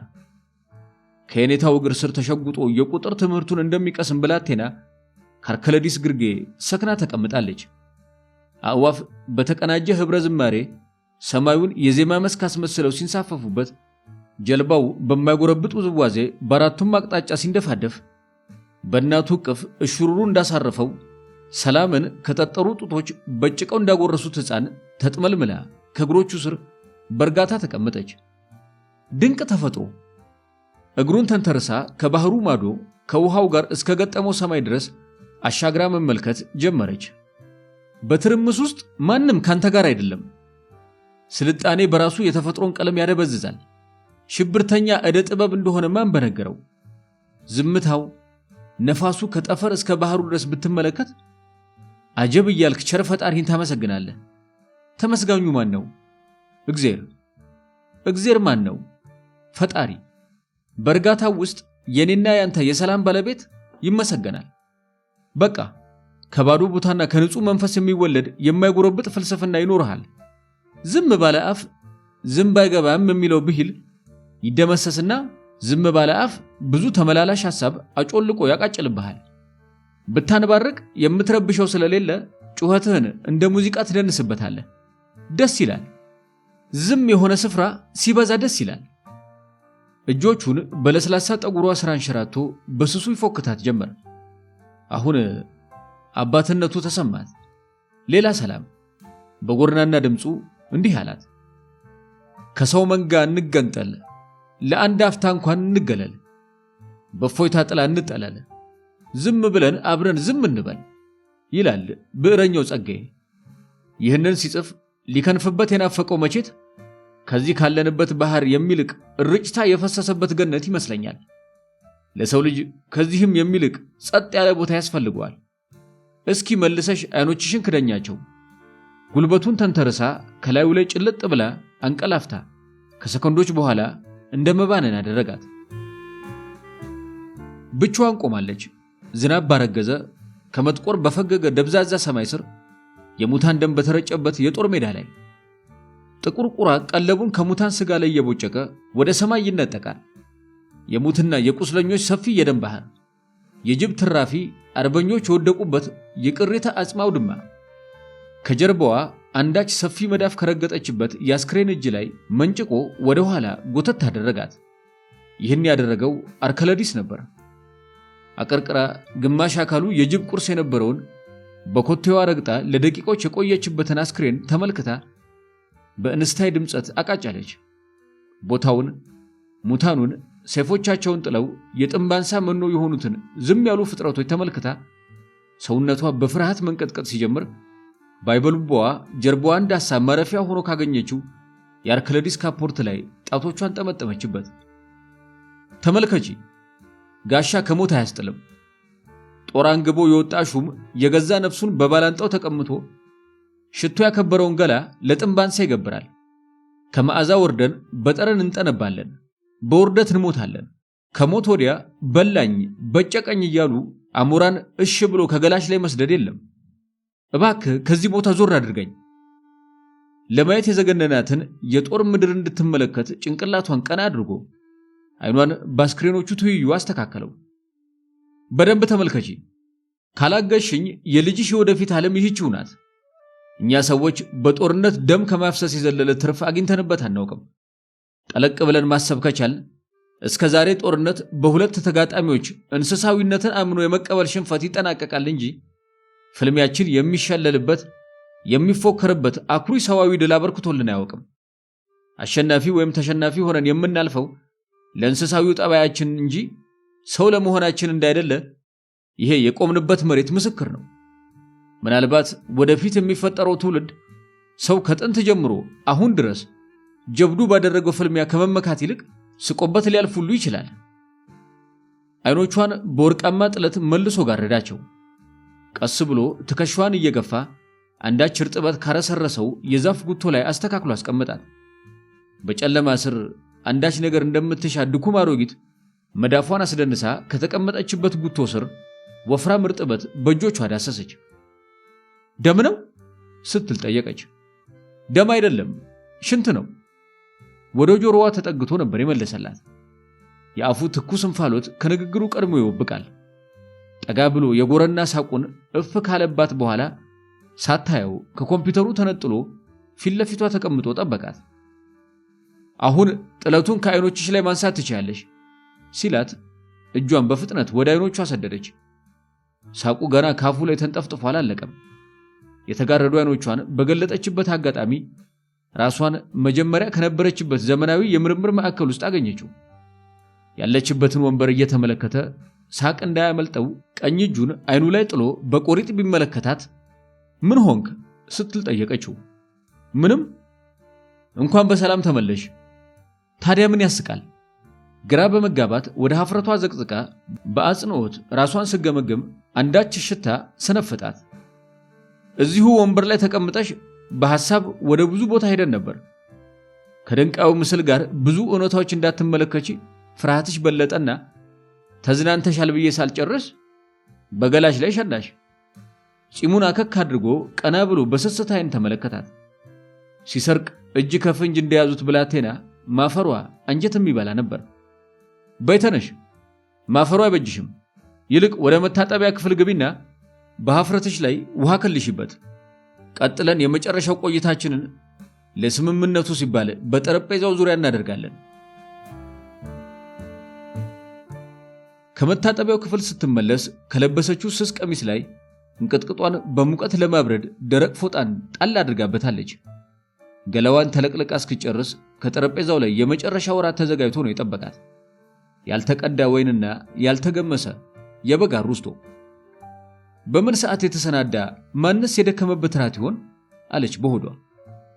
ከተጠበሰው ስጋ ቆርጦ ደም ከመሰለ ወይን አንጀቅጭቆ የቀዳውን ጽዋ ካቀበላት በኋላ ይህ ስለ ቀና ትብብርሽ የተዘጋጀ የምስጋና ግብዣዬ ነው። ብርጭቆቻቸውን አገጫጩ። የቀረበውን አጣጥማ ስታበቃ ይጣፍጣል፣ ለመሆኑ ማን ሰራልህ ስትል ጠየቀችው። ታስታውሻለሽ? መጽሐፍ ቅዱስ ላይ የመጨረሻውን ራት አብሳይ ቅዱስ ቃሉ አይጠቅሰውም። ከአብሳዮቹ ይልቅ የአጉራሹ ማንነት ለሰው ልጅ አብይ ዓላማ ስለነበረው ወንጌሉ ስለ መሲሁ ብቻ በስፋት ያትታል። ከባድ ሚዛን ሆንኩብሽ መሰለኝ። አሁን ልባም ሳቁን ትወደው ጀምራለች። መቀባጠር አይሰለችህም አይደል አለች በጨዋታ። ይልቅ ስለመጣሽበት ዓላማ አንቺን ስለመረጥኩበት አብይ ምክንያት ለመስማት አልጓጓሽም? እስኪ ቀለል አድርገህ ንገረኝ። ጉዳዩ አቅላይ ነጋሪ የማያስፈልገው ተራ ነገር ስለሆነ ብዙም አታስቢ። ከነፍስ ማጥፋት ጋር አይገናኝም አይደል? የሁለቱ ሰዎችን ፎቶግራፍ ከደረት ኪሱ መዞ ጠረጴዛው ላይ አስቀመጠላት። እነዚህን ሰዎች ታውቂያቸዋለሽ ሲል ጠየቃት። አንደኛው ከ2 ዓመት በፊት የደህንነት መስሪያ ቤቱ የወንጀል ክትትልና ምርመራ ቡድን መሪ ነበር። ይህ ሁለተኛው ደግሞ ከጠቅላይ ሚኒስትሩ የግል ጠባቂዎች አንደኛው እንደነበር አስታውሳለሁ።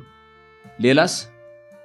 ማብራሪያ እንድጨምርለት ቀድሞ ያወጣቸውን ፎቶግራፎች ወደ ኪሱ መለሰና ከጀርባዋ ከተቀመጡት ክምር ዶሴዎች አንደኛውን መዞ በየተራ ገልጣ እንድትመለከታቸው የፊተኛውን ገጽ አስተካክሎ አቀረበላት። ከዚህ ውጪ ምንም አላውቅም። የቡድን መሪው ከዓመት በፊት ከስራው ስለመታገዱስ እግድ ሳይሆን በፍላጎቱ ስራውን እንደለቀቀ ነው የማውቀው። የጠቅላይ ሚኒስትሩ ጠባቂስ በኢስታንቡል ከተማ ባረፈበት ሆቴል ውስጥ ራሱን አንቆ እንደገደለ መረጃው አልደረሳችሁም? ቢደርሰንም አስክሬኑን ማግኘት እስካልተቻለ ድረስ ሞቷል ብሎ መደምደም በሙያው ዘንድ ምንም ተቀባይነት የለውም። በወቅቱ ያንቺና የባልደረቦችሽ የመጨረሻው ድምዳሜ ምን ነበር ታዲያ? አሁን ያሳየኸኝ የቡድን መሪ ጳውሎስ ይባላል። በወቅቱ ለምርመራ ያግዙኛል ያላቸውን 5 አባሎች አስከትሎ በቱርክ ሀገር የ2 ሳምንት ሐሰሳ አከናውኖ ነበር። በሰዓቱ ይዞ የተመለሰው ምንም አይነት አጥጋቢ የምርመራ ውጤት አልነበረም።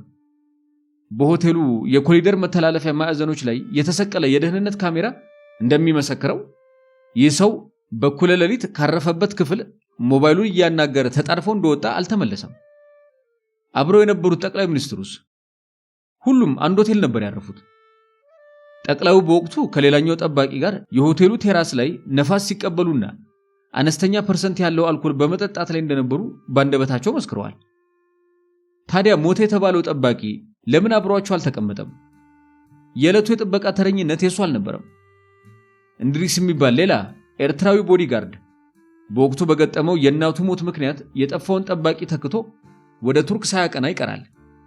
ይህ በምትኩ የሄደው ሰው ደግሞ ተከታታይ የሥራ ቀናትን ከተለያዩ የሀገሪቱ ልዑካን ጋር በማሳለፉ ጠቅላይ ሚኒስትሩና ሌላኛው ጠባቂ በነበሩበት ቴራዝ ላይ ተቀምጦ ምሽቱን አብሯቸው ለማሳለፍ ድካሙ አልፈቀደለትም ነበር። መልካም፣ እስኪ የሰጠውሽን ዶሴዎች በእርጋታ ለመመልከት ሞክሪ። እኔ ደግሞ የተሰማኝና የተረዳሁትን ልተርክልሽ ሞክራለሁ። ገልጦ ያዘጋጀላትን የአጫጭር ማስታወሻዎችና የፎቶግራፍ ልጥፎች አንድ በአንድ ማስተዋል ጀመረች። ምናልባት እብድ ልትዩ ትቻለሽ። ሰው ለረጅም ቀናት አምኖ የተቀበለውን ነገር ትክክል ስላለመሆኑ ማስመስከር በቶሎ ተቀባዮችን ለማፍራት አያመችም። እሱ ላይ የምትመለከችው የመጀመሪያው ፎቶ ጠቅላዩና ጠባቂዎቻቸው በተቀመጡበት ቴራስ ላይ አንዳች ነገር እየመታ ሲጥላቸው የሚጠቁም ነው። ተኳሾቹ ወፍ መሰል በራሪ ድሮኖች ናቸው። በቀጣይ ገጽ ላይ የተለጠፈው ፎቶግራፍ ደግሞ ለጊዜው ያልታወቁ ግለሰቦች ከድምፅ አልባ ጄት ላይ እየወረዱ የጠቅላይና የጠባቂውን አስክሬን ከስፍራው ያሸሹታል።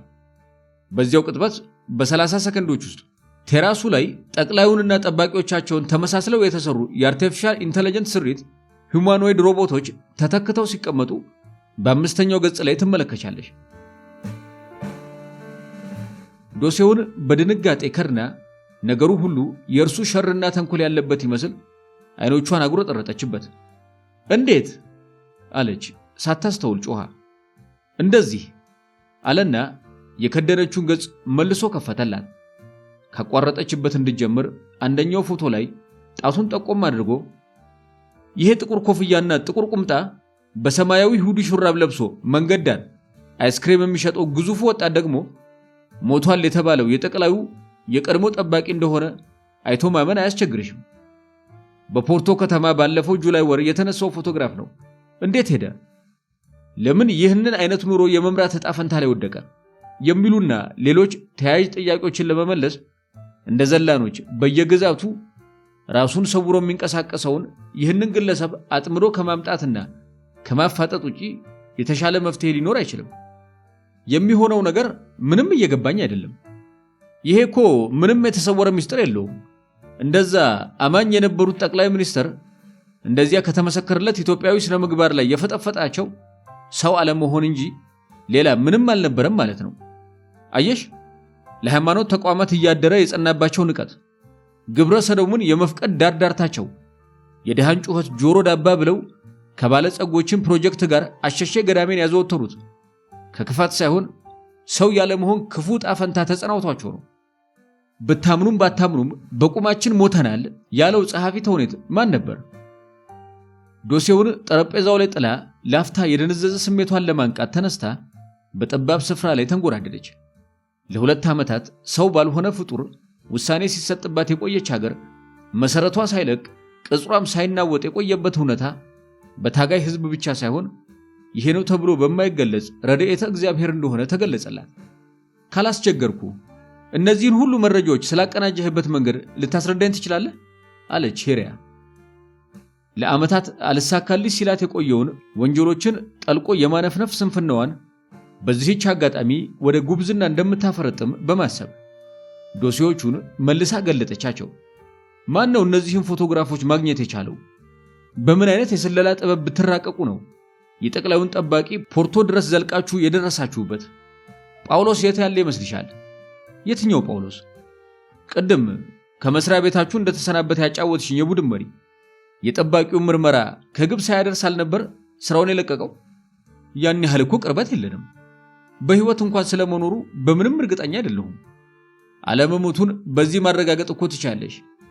የዶሴው የመጨረሻ ገጽ ላይ የተለጠፈው ፎቶግራፍ ሲያመላክታት ከአርከለዲስ ጎን ቆሞ የተነሳ አንድ የአእምሮ ታማሚ ፎቶ ተመልክታ እንባ ተናነቃት። ምን ሆኖ ነው? ደንገል ደሴት ላይ እኔ ልፈታ ሰሞን ከታሰሩ የዕድሜ ልክ ታሳሪዎች ጳውሎስ አንዱ ነበር። እንደምታዩ በጥሩ ጤንነት ላይ አይደለም። በወቅቱ በተደጋጋሚ እኔ ወደምተኛበት ክፍል እየመጣ ካፉ የሚወጣውን ምራቅ መቆጣጠር እያቃተው የማልረዳቸውን ውስብስብ አማርኞች ተናግሮኝ ይመለሳል። አንድ ቀን ወደሱ ማረፊያ ክፍል አቀናው። አብሮት የታሰረ ምንም አይነት ሰው ስላልነበር ምናልባት ህመሙ የከፋ ስለመሆኑ ጠርጥሬ ነበር። አንድ አልጋ ብቻ በተዘረጋባት ማረፊያ ክፍሉ ግድግዳዎች ላይ ሰውነቱን እየቧጠጠ በደም ነጠብጣብ የጻፋቸውና የሳላቸው ውስብስብ መልእክቶች ነበሩ። እነርሱም ስምና ቦታን የሚገልጹ ችክችካቶች ናቸው። ከእስር ከተፈታው በኋላ ጥቂት ግላዊ ጉዳዮች ቢያዘናጉኝም ጳውሎስ የጻፈውን ቦታ አስሼ ምልክት አድርጎ ባስቀመጠው ስም መሰረት የማላውቀውን ግለሰብ ማፈላለግ ጀመርኩ። በወቅቱ ተመሳሳይ ስሞች ጥቂት ቢያደክሙኝም ከሁለት ቀን ሐሰሳ በኋላ ያ ስም የባለቤቱ እንደሆነ ደረስኩበት። ጥቂት የአፍታ ደቂቃ ለመውሰድ ከተቀመጠበት ተነስቶ ከየት እንደቀዳ ያላስተዋለችውን ቡና ይዞላት ተመለሰ። በደረቁ ነተረኩሽ፣ ያነቃሻል፣ ጠጪበት። የቀዳላትን ቡና ሁለት ጊዜ ተጎንጭታ ከዚህ ሁሉ ትረካው መሃል ያመለጧትን እንባዎች በቀኝ እጇ ወደ ጎን ጠራረገቻቸው። ስለታሰረበት ምክንያት ሚስቱ የጠራ መረጃ ባይኖራትም በሕገ ወጥ የእጽ ዝውውር ተጠርጥሮ ከመኖሪያ ቤቱ ተንጠልጥሎ እንደተወሰደ በቁጭት ትናገራለች። እነዚህን ዶሴዎች ከብዙ ማመንታት በኋላ ጳውሎስን ነፃ እንደማወጣው ቃል ገብቼላት ነው ያበረከተችልኝ። አብራችሁ የተነሳችሁትን ፎቶ አላሳያሃትም አይደል? እንዲህ ባለ የጤና መታወክ ላይ መውደቁን ባትመለከት ምርጫዬ ነበር።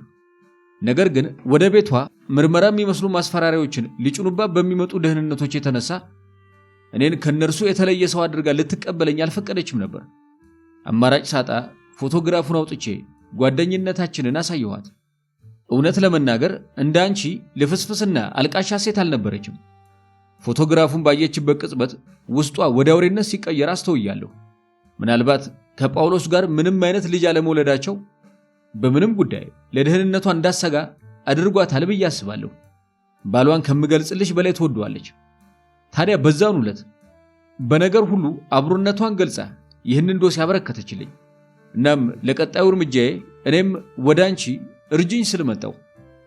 ይህንን ሁሉ ሴራና ተንኮል እየሰማሁ ጀርባዬን የምሰጥ ክፉ ሴት አድርጋ አትቁጠረኝ። እኔም በምችለው ሁሉ አግዛለሁ። አልመሰለኝም ሄሪያ? ምን አጠራጠረ? የነገሩ ክብደት የምታዘኝን የማልችለው ይመስልሃል? ወጋ ጥባቂ ቢጤ ነሽ። በምንም ጉዳይ ቃል እገባለሁ አልኩኝ እኮ። መልካም።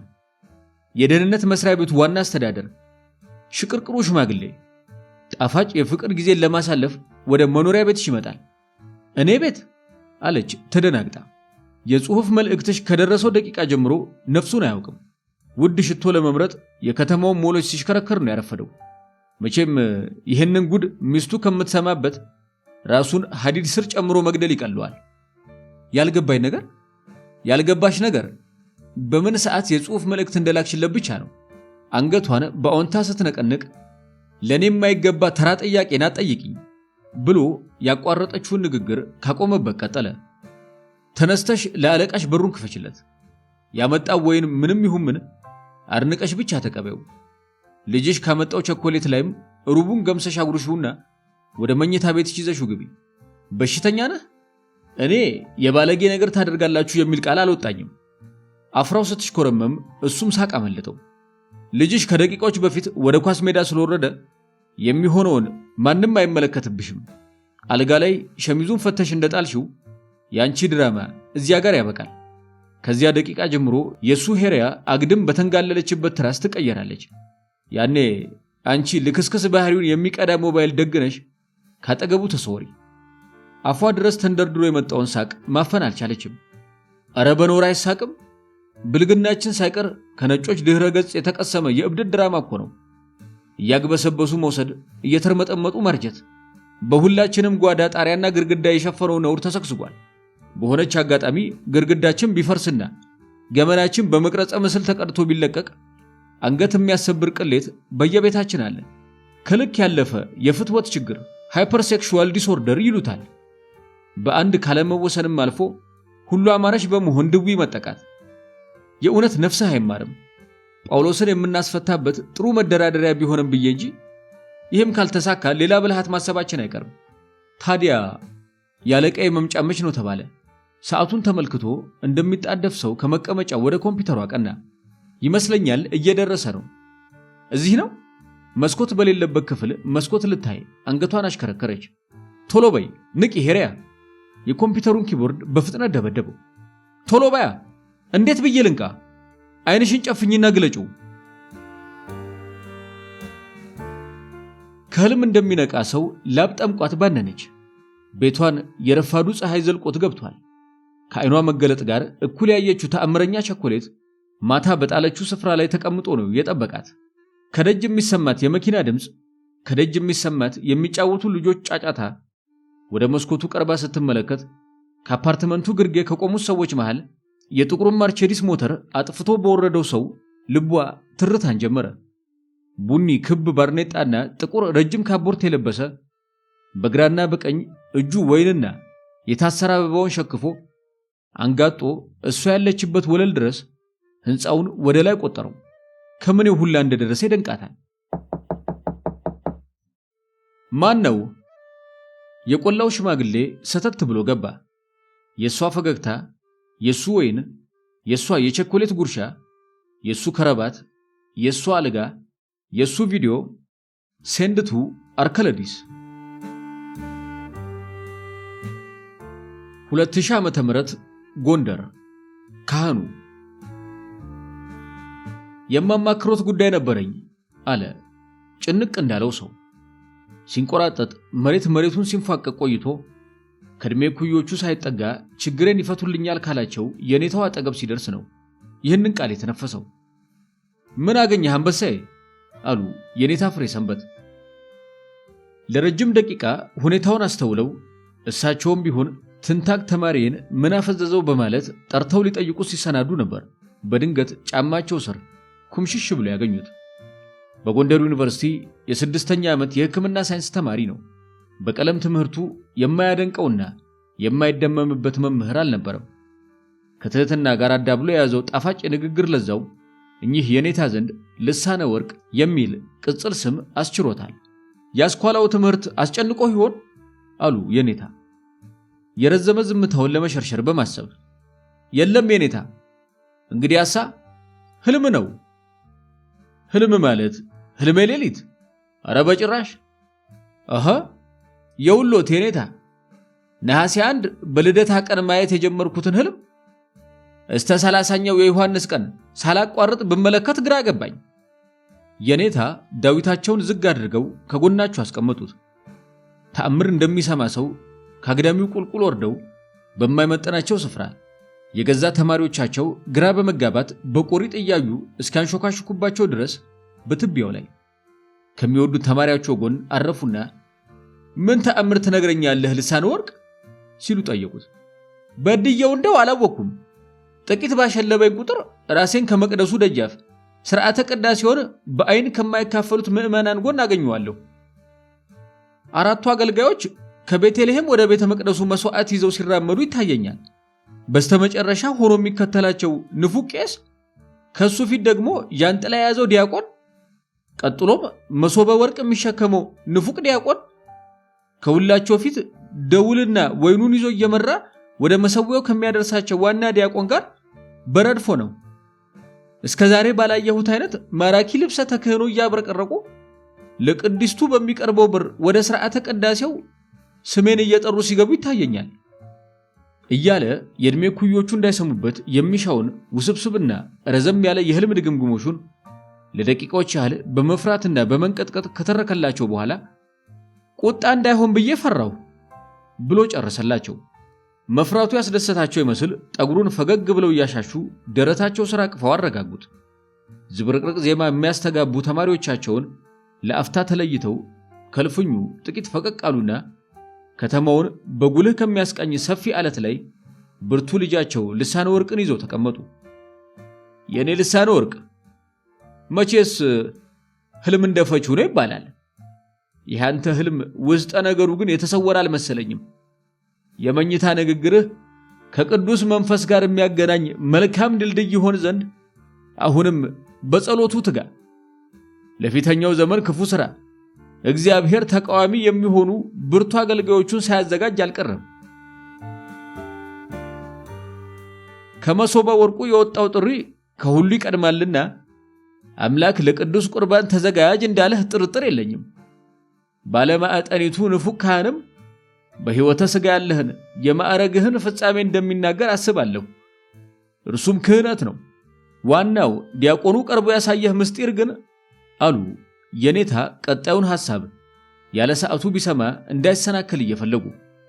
ያው ደውልና ጽዋ ይዞ ከፊት የሚመራው ዋናው ዲያቆን የዮሐንስ መጥምቅ የመንገድ ጠራጊቱ ምሳሌ ነው ብለው ሊያልፉት ፈለጉና ደሞ የተጠራበትን ዓላማ ከትጉህ ልጃቸው እያራቁበት እንደሆነ ተሰማቸው። ምናልባት በጸሎት ከተጋህ ብዙ ባልንጀሮችህን ወደ መቅደሱ ታቀርባለህ። መለኮት ቢፈቅድ እጆችህ ባለመድኃኒት ይሆናሉ። ግን ደግሞ የሚዋጉህ መናፍስቶች ብዙ ናቸው። ይጥሉሃል፣ ይፈትኑሃል። በዓለም ጥበብ ሰጥመህ እንዳትቀር በዚያን ጊዜ የሚታደግህን ብርቱ ሐዋርያ እንዲሰድልህ በ30 ቀናት የምትዘክራቸው ቅዱሳን እግዚአብሔርን ይማለዱልሃል። በተስፋና በእምነት በተማረከው ነገር ላይ ጸንቶ መቆየት ያንተ ፈንታ ነው። ልጄ አስተዋይ እንደሆን ካውቃለሁ። ግና በአባት ልሳን የሚነገርህ ምክር ገንዘብ አድርግልኝ። የሃይማኖት ስር ትህትና ነው።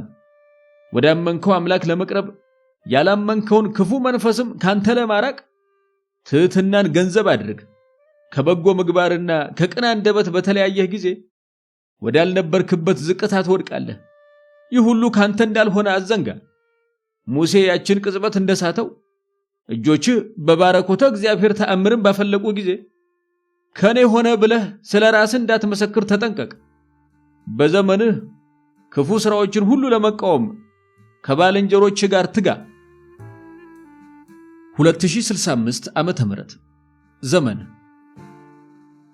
የሰው ልጆችን የሥራ ድርሻ ይነጥቃሉ ተብለው የሚታሰቡ የቴክኖሎጂ ውጤቶች አርቲፊሻል ኢንተለጀንስ አንድ ማሰብ ይችላል የሚባል ሰው ከሚሰራው በተሻለ ወደ ትክክለኝነትና ወደ እውነት የቀረበ ተግባርን መፈጸማቸው የቀደመውን ጊዜ ትንቢታዊ ወቀሳ በተወሰነ መልኩ ጋብ ያደርገዋል።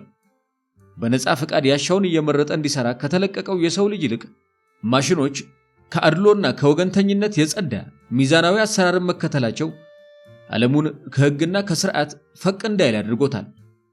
በጊጋባይት የሚለኩ ዳታዎችን ፕሮሰስ በማድረግ የሚታወቁት እነዚህ የአርቲፊሻል ኢንተለጀንስ ውጤቶች በሚሊዮን የሚቆጠሩ መጽሐፍትን በሰከንዶች የማንበብ በሂደት የመማርና የመገንዘብ ክሂል እንዲሁም ልክ እንደ ሰው ልጅ ነገሮችን ሴንስ የማድረግና በአፋጣኝም ምላሾችን የመስጠት ችሎታ ስላላቸው የሰው ልጆች በረጅም ጊዜ ቆይታ የሚያገኙትን ዕውቀት ማሽኖች በሰከንድ ፕሮሰስ አድርገው በተለያዩ ሙያዎች ውስጥ ማለትም በሕክምና፣ በአግሪካልቸር፣ በህንፃ ምህንድስና እንዲሁም በተያያዥ የሥራ ዘርፎች አጋዥ አሲስታንስ ቅጥረኛ ሆነው መንቀሳቀስ ጀምረዋል።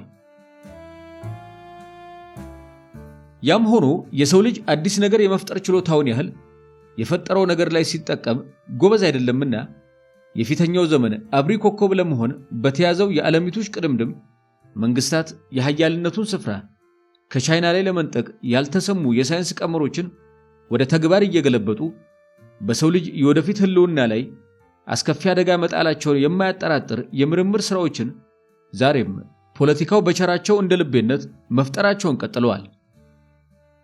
ሐምሌ 2065 ዓ.ም አዲስ አበባ። ፕሮፌሰር ቢንያም። የሲኒማ አዳራሹ ባልተለመደ መልኩ መጽሐፍትን ገልጠው በተቀመጡ ታዳሚያን ታጭቋል። በሁሉም አናት ላይ ባለ ሰማያዊ ቀለም ሄልሜት ተቀምጦ ታዳሚው በጠቅላላ ወደ ጦር ሜዳ ለመዝመት ያለቃውን ትዕዛዝ ከመድረክ አፍ የሚጠባበቅ ይመስላል። የፕሮፌሰር ቢንያምን አዲስ ግኝት ለመታደም የመጣችሁ ክቡራን እንግዶች በድጋሚ ስለ አክብሮታችሁ እናመሰግናለን። አስተባባሪዎች በየወንበሩ መሃል እየዞሩ እፍኝ የማትሞላ ሚሞሪ ካርድ እድምተኞቹ አናታቸው ላይ ባጠለቁት ሰማያዊ ሄልሜት ጎን ካስገቡላቸው በኋላ ለእያንዳንዱ ተመልካች ቀድመው ካደሉት ባለ 120 ገጽ የአጭር ልቦለድ ጥራዝ ውስጥ ማህቶት የተሰኘውን የ5 ገጽ ታሪክ እንዲያነቡ ከመድረክ ፊት በተሰየመው ፕሮግራም መሪ ለታዳሚያን ጥቆማ ተሰጣቸው። ዝግጁ? ሁሉም በተረጋጋ መንፈስ ወደ ንባቡ ገቡ። ሄልሜቱ በጭንቅላታቸው ውስጥ አንዳች ንዝረት ይለኩሳል። ክብደቱ ብዙም የሚጋነን አልነበረም። ከ10 ደቂቃ በኋላ ማህቶት የተሰኘውን አጭር የልብ ወለድ ታሪክ ሁሉም ታዳሚ አንብቦ ጨረሰ። በአዳራሹ ግራና ቀኝ የመቀመጫዎቹን ጠርዝ ታከው የቆሙት የዝግጅቱ አስተባባሪዎች በሁሉም አናት ላይ ተጭኖ የቆየውን ሄልሜት በማንሳት በውስጡ ተሰንጎ የነበረውን ሚሞሪ ካርድ በተመልካቹ እጅ ላይ እንዲቀመጥ አደረጉ። የሄልሜቱን መነሳት ተከትሎ ታዳሚው ያነበበውን ልብ ወለድ የቅዠት ያህል መርሳት ጀምሮ ነበር። ጥቂት ቆይቶም ከፊተኛው መድረክ ላይ ሰፊ ሻተር ስክሪን ተዘረጋ። አስተባባሪዎች በታዳሚያን መሃል እየዞሩ እንደ ማግኔት በፊት ላይ የምትለጠፍ መነጽር አድለው ሲያበቁ ሁሉም ሰው ከሄልሜቱ የወጣው ሚሞሪ ካርድ በታዘዘው መሰረት በመነጽሩ አናት ላይ በተሰራች ቀጭን ክፍተት አሰጠማት። የሲኒማው መብራትም ቀስ ብሎ ደበዘዘ። ከአፍታ ቆይታ በኋላ በመነጽሩ ስር በሚመለከተው ተአምር ሁሉም ሰው መደመም አስተጋብቶ መጮህና ማጨብጨብ ጀመረ። እያንዳንዱ ታዳሚ አጭሯን የልብ ወለድ ጽሑፍ ባነበበ ሰዓት በምናቡ የመጡለትን ወይም ያያቸውን ቦታዎች፣ ሎኬሽን፣ አለባበስ፣ ኮስቲዩም፣ ገጸ ባህሪያት፣ ካራክተርስ በተዘረጋው ሰፊ ስክሪን ላይ ፍንትው ብሎ ቀረበለት። እድምተኛው በጠቅላላ ልቦለዱን በአእምሮአዊ ስዕል አዘጋጅቶ ዳይሬክት አድርጎ ለመጨረስ እንደየንባብ ፍጥነቱ በአማካኝ ከ8 እስከ 10 ደቂቃ ፈጅቶበት ነበር።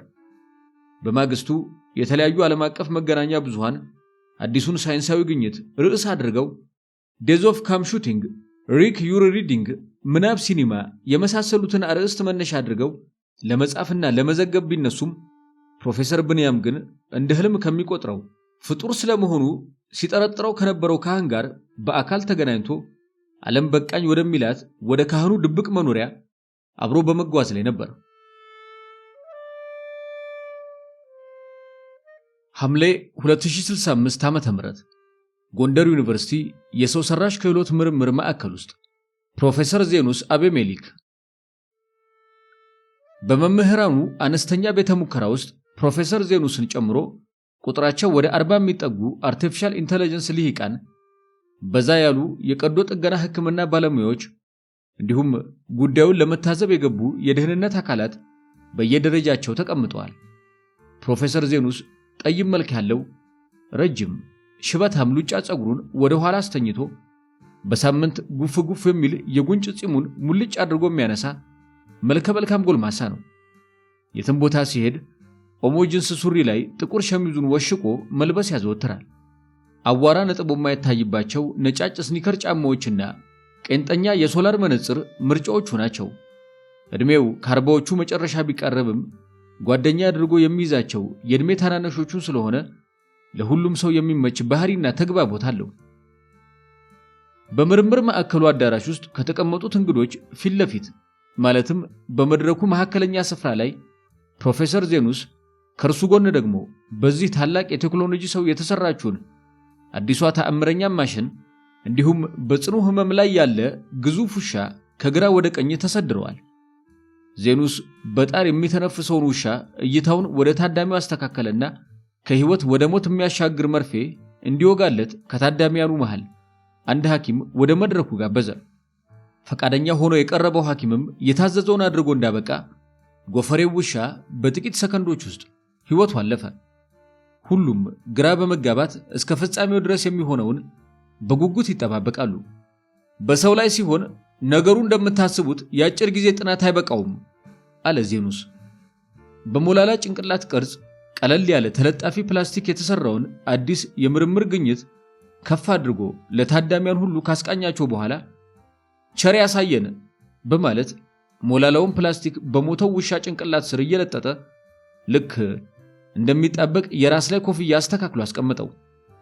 ቀጥሎም የመርሃ ግብሩ አስተባባሪዎች በፕሮፌሰሩ የተሰጣቸውን ትዕዛዝ ተቀብለው የአዳራሹን መብራቶች በየተራ ጠፏቸው። መድረኩ ፊት የተሰቀለ ነጭ ስክሪንም ጨለማውን አሸንፎ ሰማያዊ ብርሃን መፈንጠቅ ጀመረ።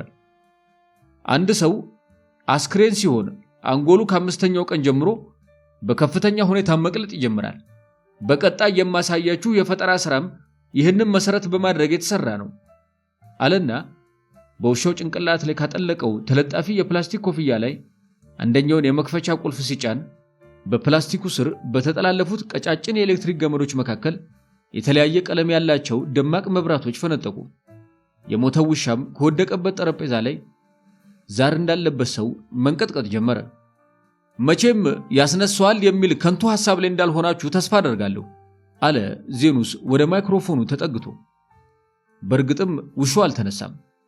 መድረኩ ፊት በተዘረጋው ስክሪን ላይ ግን ከውሻው የማስታወስ አቅም በማሽኑ አማካኝነት የተቀዱ ፈጣን ምስሎች በተቀላጠፈ የሲግናል ሲስተም መታየት ጀመሩ። ትኩስ ስጋ፣ የተጋጡ አጥንቶች፣ የምትሰረር ሴት ውሻ፣ የተበጠሰ ሰንሰለት እያለ እየፈለገ ቆይቶ በውሻው የመጨረሻ ማሸለቢያ ጊዜ አዳራሽ ውስጥ የታዩትን ምስሎች ታዳሚያኑ መርፌ ወጋውን ሐኪም እንዲሁም ቁልቁል ሲመለከተው የቆየውን ሰው ፕሮፌሰር ዜኑስ አቤሜሌክን በስክሪኑ ላይ በውሾች ደብዛዛ የአይን ከለር ከትቦ አስቀመጠላቸው። ረጅም ጭብጨባ። ሞራሉ ጋብ ማለት ሲጀምር ዜኑስ ውሻው ከወደቀበት ጠረጴዛ ጎን ደገፍ አለና አሁን የተመለከታችሁት ባንዳች አደጋ ወይም ጥቃት የሞተን ሰው አእምሮን በማንበብ ከመሞቱ በፊት የተመለከታቸውን የመጨረሻ ክስተቶች ቁልጭ አድርጎ የሚያወጣ አመቴክ ወይም የአደጋ መመርመሪያ ቴክኖሎጂ ለጅማሬ ይሆን ዘንድ እንደ ናሙና ተደርጎ በእንስሳት ላይ የተሰራውን የትግበራ ውጤት ነው። አሁን በውሻው ሚሞሪ ላይ በጥቂት ውጤታማ ሆኖ የተመለከታችሁት የፈጠራ ሥራ በሰው ልጅ አእምሮ ውስጥ አስደሳች ውጤት ማስገኘት እንዲችል ሰፊ ጥናትና ምርምር ያስፈልገዋል። የሰዎች አንጎል ከእንስሳት በላይ ውስብስብና ሐሳብና ምስሎቹን የማከማቸት አቅም እንዳለው ለእናንተ ማስረዳት አይጠበቅብኝም። በአንድ ነፍስ አጥፊ ወይም ወንጀለኛ ሕይወቱ ያለፈ ሰው ከአምስተኛው ቀን በፊት አንጎሉ ሳይቀልጥ ቢገኝና በዚህ የቴክኖሎጂ ቁስ ምርመራ ቢደረግለት አጥጋቢ ውጤት እንደምናመጣ ጥርጥር የለኝም።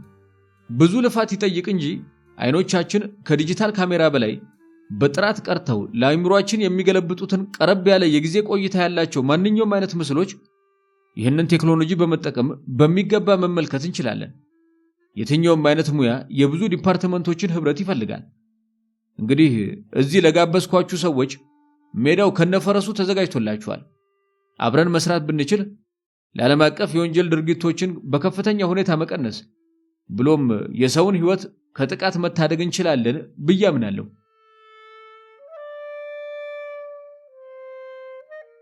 ካህኑ የመረጣቸው ዘመኑን ከምርምር ጋር ያሳለፈ በሳይንስና በሃይማኖት ዕውቀቱ ታግዞ ረቂቅ ግኝቶችን የሰራ በተለይም በሕክምናው ዘርፍ ካንሰር አምጪ የሆነውን የህዋሳት ከቁጥጥር ውጪ መባዛት ወይም የካንሰር እጢ በሰውነት ውስጥ ያለ ልክ እንዳይፈጠር የህዋስ መጠገን የሚቆጣጠር ከእጽዋት የተዘጋጀ መድኃኒት ለዓለም ያስተዋወቀ አሁን ድረስ ብዙ ሰዎች በመልኩ የማያውቁት የተሰወረ ካህን ነው። በተጨማሪም ለስትሮክ ተጠቂዎች፣ ለኩላሊትና የነርቭ ችግር ላለባቸው ህሙማን ዓለም ሁሉ እፎይ ያለበትን መድኃኒት አድናቂዎቹ የመለኮት መልእክተኛ እያሉ በሚጠሯቸው በወርቅ እጆቹ እየቀመመ ብዙ ስቃዮችን፣ ብዙ መከራዎችን አቅልሏል። እርሱን ለማግኘት የኢትዮጵያ ምድር ያላሰሱ ደህንነቶች የሉ። ከገዳማት አንስቶ እስከ ተራሮች ጉራንጉር ድረስ በስመ ቱሪስት፣ በስመ ጂኦሎጂስት፣ በስመ አንትሮፖሎጂስት የሚጎርፉ ቅርስ፣ መሬትና ባህል ላይ ጥናት እናደርጋለን የሚሉ የእስራኤል፣ የሩሲያና የጀርመን ምልምል ሰላዮች ሳይቀር ከሰሜን እስከ ደቡብ ከምዕራብ እስከ ምስራቅ ድረስ አለ በሚሉ ጥግ በበጎች ስር አንገት ሰብሮ እንደሚገባ ተኩላ አግኝተው ሊያጠፉት ታትረዋል። ምኑ ቀላል! ይህ ካህን መድኃኒቶቹን ለሕክምና ባለሙያዎች ይፋ ያደረገበት መንገድም አጀብ የሚያሰኝ ብልሃት ነበረው። አምራች ካምፓኒዋ በውል የማይታወቀው ጸዳል ሰው የምትባል ዘመናዊና ቀልጣፋ ሰው መሰል ሮቦት አለችው። ይህችው ማሽን በወራቶች ልዩነት የቤተ መንግስቱ መድረኮች ላይ ተሰይማ ከበርካታ የዓለም ሀገራት ጥሪ ለሚደረግላቸው የሕክምና ባለሙያዎች አዲስ ብስራቷን ታሰማለች። ጸዳል ሰውን እንደ ወንጀለኛ ብዙ ደህንነቶች ይዘው በብዙ ወህኒዎች ከርችመውባታል። ተመርምራለች። ልክ እንደ ሰው ብረት ለበስ ጀርባዋን በቁመት ተነርታ የካህኑን መኖሪያ እንድታጋልጥ ግዳጅም ደርሶባት ያውቃል። ቀማሚው ካህንም በዚህች ሰው መሰል ሮቦት አንደበት እየተገለጠ የሚከታተሉትን ደህንነቶች ሁሉ ከከንቱ ማሳደዳቸው እንዲታቀቡ ለማስጠንቀቅ ቢሞክርም ፍጻሜው ላይ ግን የምስራቅ አፍሪካን ሕዝብ በጥቂት ወራት ላሽመደመደው ሰው ሰራሹ የክሮኒ ቫይረስ በሽታ ለሕክምና ባለሙያዎች ልትደርስ የመጣችውን አዲስ የመድኃኒት ፎርሙላ ከግብ ሳታደርስ ባልታወቁ ሰዎች ታፈና ወደ ካህኑ ሳትመለስ ትቀራለች። ከዚያን ወዲያ በርካታ የአርቲፊሻል ኢንተለጀንስ ባለሙያዎች ተሰብስበው ስለ ጉዞ መረጃዎቿ ዳታዋን ሁሉ በኮምፒውተሮቻቸው ላይ በመዘርገፍ ካህኑ ወዳለበት ለመድረስ ጥረት አድርገዋል። ታዲያ ቀማሚው ካህን የፊቱን በእርሱና በሚወዳቸው ምሁራን ላይ ሊያደርግ የታቀደውን ሁሉ ስለሚያውቅ መታየቱ ከሞት ወይም ከከንቱ ውዳሴ እንዳይለትመው በቀላሉ በሚገኝበት ስፍራ አድራሻውን አድርጎ አልተቀመጠም ነበር። ስለ እርሱ ጥቂት እናውቃለን የሚሉ ሰዎች እንደሚናገሩት በዚያ እርሱ ተቀምጦበታል በሚባለው ዋሻ ውስጥ በቁጥር በዛ ያሉ ምሁራን እንደሚኖሩበትና ለዓለም ሕዝብ ይፋ ያልተደረጉ የጥናትና ምርምር ውጤቶች እንደየእውቀትና ማዕረጋቸው እየፈጠሩ እንደሆነ በሆነ ዘመን ላይም እኚህ ልሂቃን ዓለሙን ሁሉ በሕግና በሥርዓት ለማስተዳደር በዘርና በቀለም የተቧደነው ማህበረሰብ ቆንጥጠው በአንድ ለመግዛት ከመሸጉበት ብቅ እንደሚሉ አክለውም በደህንነቶች እጅ የገባችውን ሰው መሰል ማሽን በቀማሚው ካህን ሳይሆን አብረውት ባሉ ጠበብቶች ስለ መሰራቷ በእርግጠኝነት ይናገራሉ። ሮቦቷ እነዛን መድኃኒቶች በትልልቅ ሆቴሎችና በቤተ መንግስቱ አዳራሽ ላይ ተገኝታ ባስተዋወቀችበት አጋጣሚ ወደፊት ይዛ ለምትመጣቸው የሰው ልጅ ችግሮቹን የሚፈቱባቸውን ቁልፍ የምርምር ውጤቶች ስለ አርቲፊሻል ኢንተለጀንስ በሰው ህመም ላይ ፍቱን መፍትሄ ስለሚያሳዩ የመድኃኒት ውጤቶች በተለይ ደግሞ ግብርናን መሰረት ካደረጉ ቴክኖሎጂዎች መካከል ወር ባልሞላ ጊዜ ውስጥ ዘርቶ የማጨድ ጥበብን ለዓለም የሚያስተዋውቅ አዲስ ማሽን የወደፊት የቀማሚው ካህን በጎ ስጦታዎች እንደሆኑ በተደጋጋሚ መናገሯ ብዙዎች ከካህኑ ጋር የሚሰሩ በተለያዩ ሙያዎች ላይ የዳበረ ዕውቀትና ልምድ ያላቸው ምሁራን የመኖራቸውን ግምት ወደ እርግጠኝነት ከፍ አድርጎላቸዋል። በእርግጥም አልተሳሳቱም። አብረውት ያሉ ደጋግ ምሁራን ስሙን የወል መጠሪያቸው አድርገውት እንጂ በዚያ መልካም እጆች ተቀናጅተው ዓለምን ከክፉ ጥፋት በሚታደጉበት ግዙፍ ዋሻ ውስጥ በቁጥር በርከት ያሉ የሳይንስ ሊቆች ተቀምጠውበታል። ሴረኛውን የምዕራባዊያኑ ሰይጣናዊ አካሄድ ለማጋለጥ ሕዝብ የማያውቀውን ሮቦት ጠቅላይ ሚኒስትር ከወንበሩ ለማውረድ ኢትዮጵያ በአፍሪካ ብቻ ሳይሆን በዓለም ለሚኖሩ የሰው ዘሮች የነጻነት ተምሳሌት እንድትሆን የተመረጡትን ልሂቃን በደብረ ሊባኖስ ግርጌ በአባ ሲሞን ደጅ ተቀምጠው የጠራቸው ካህን ወደ ስውር ዋሻ እስኪወስዳቸው በትዕግስት ይጠብቁታል። ደብረ ሊባኖስ ገዳም። የኪዳነ ምሕረት ዝክር ቤት በኩል ነው ሲሉ ጠየቁት። አይኖቻቸው የደከሙ ነጣ ያለ ቢጫ ፎጣ በአጭር ቁመታቸው ላይ ያመሳቀሉ 3-4 ልብስ በላይ በላዩ ደርበው ኪዳን ለማድረስ በሌሊት ወደ ቅጽር የመጡ እማሆይ ናቸው። ድምጻቸው ነፍስ እንደያዛቸው ምን ያህል እንደተራቡ ያሳብቃል።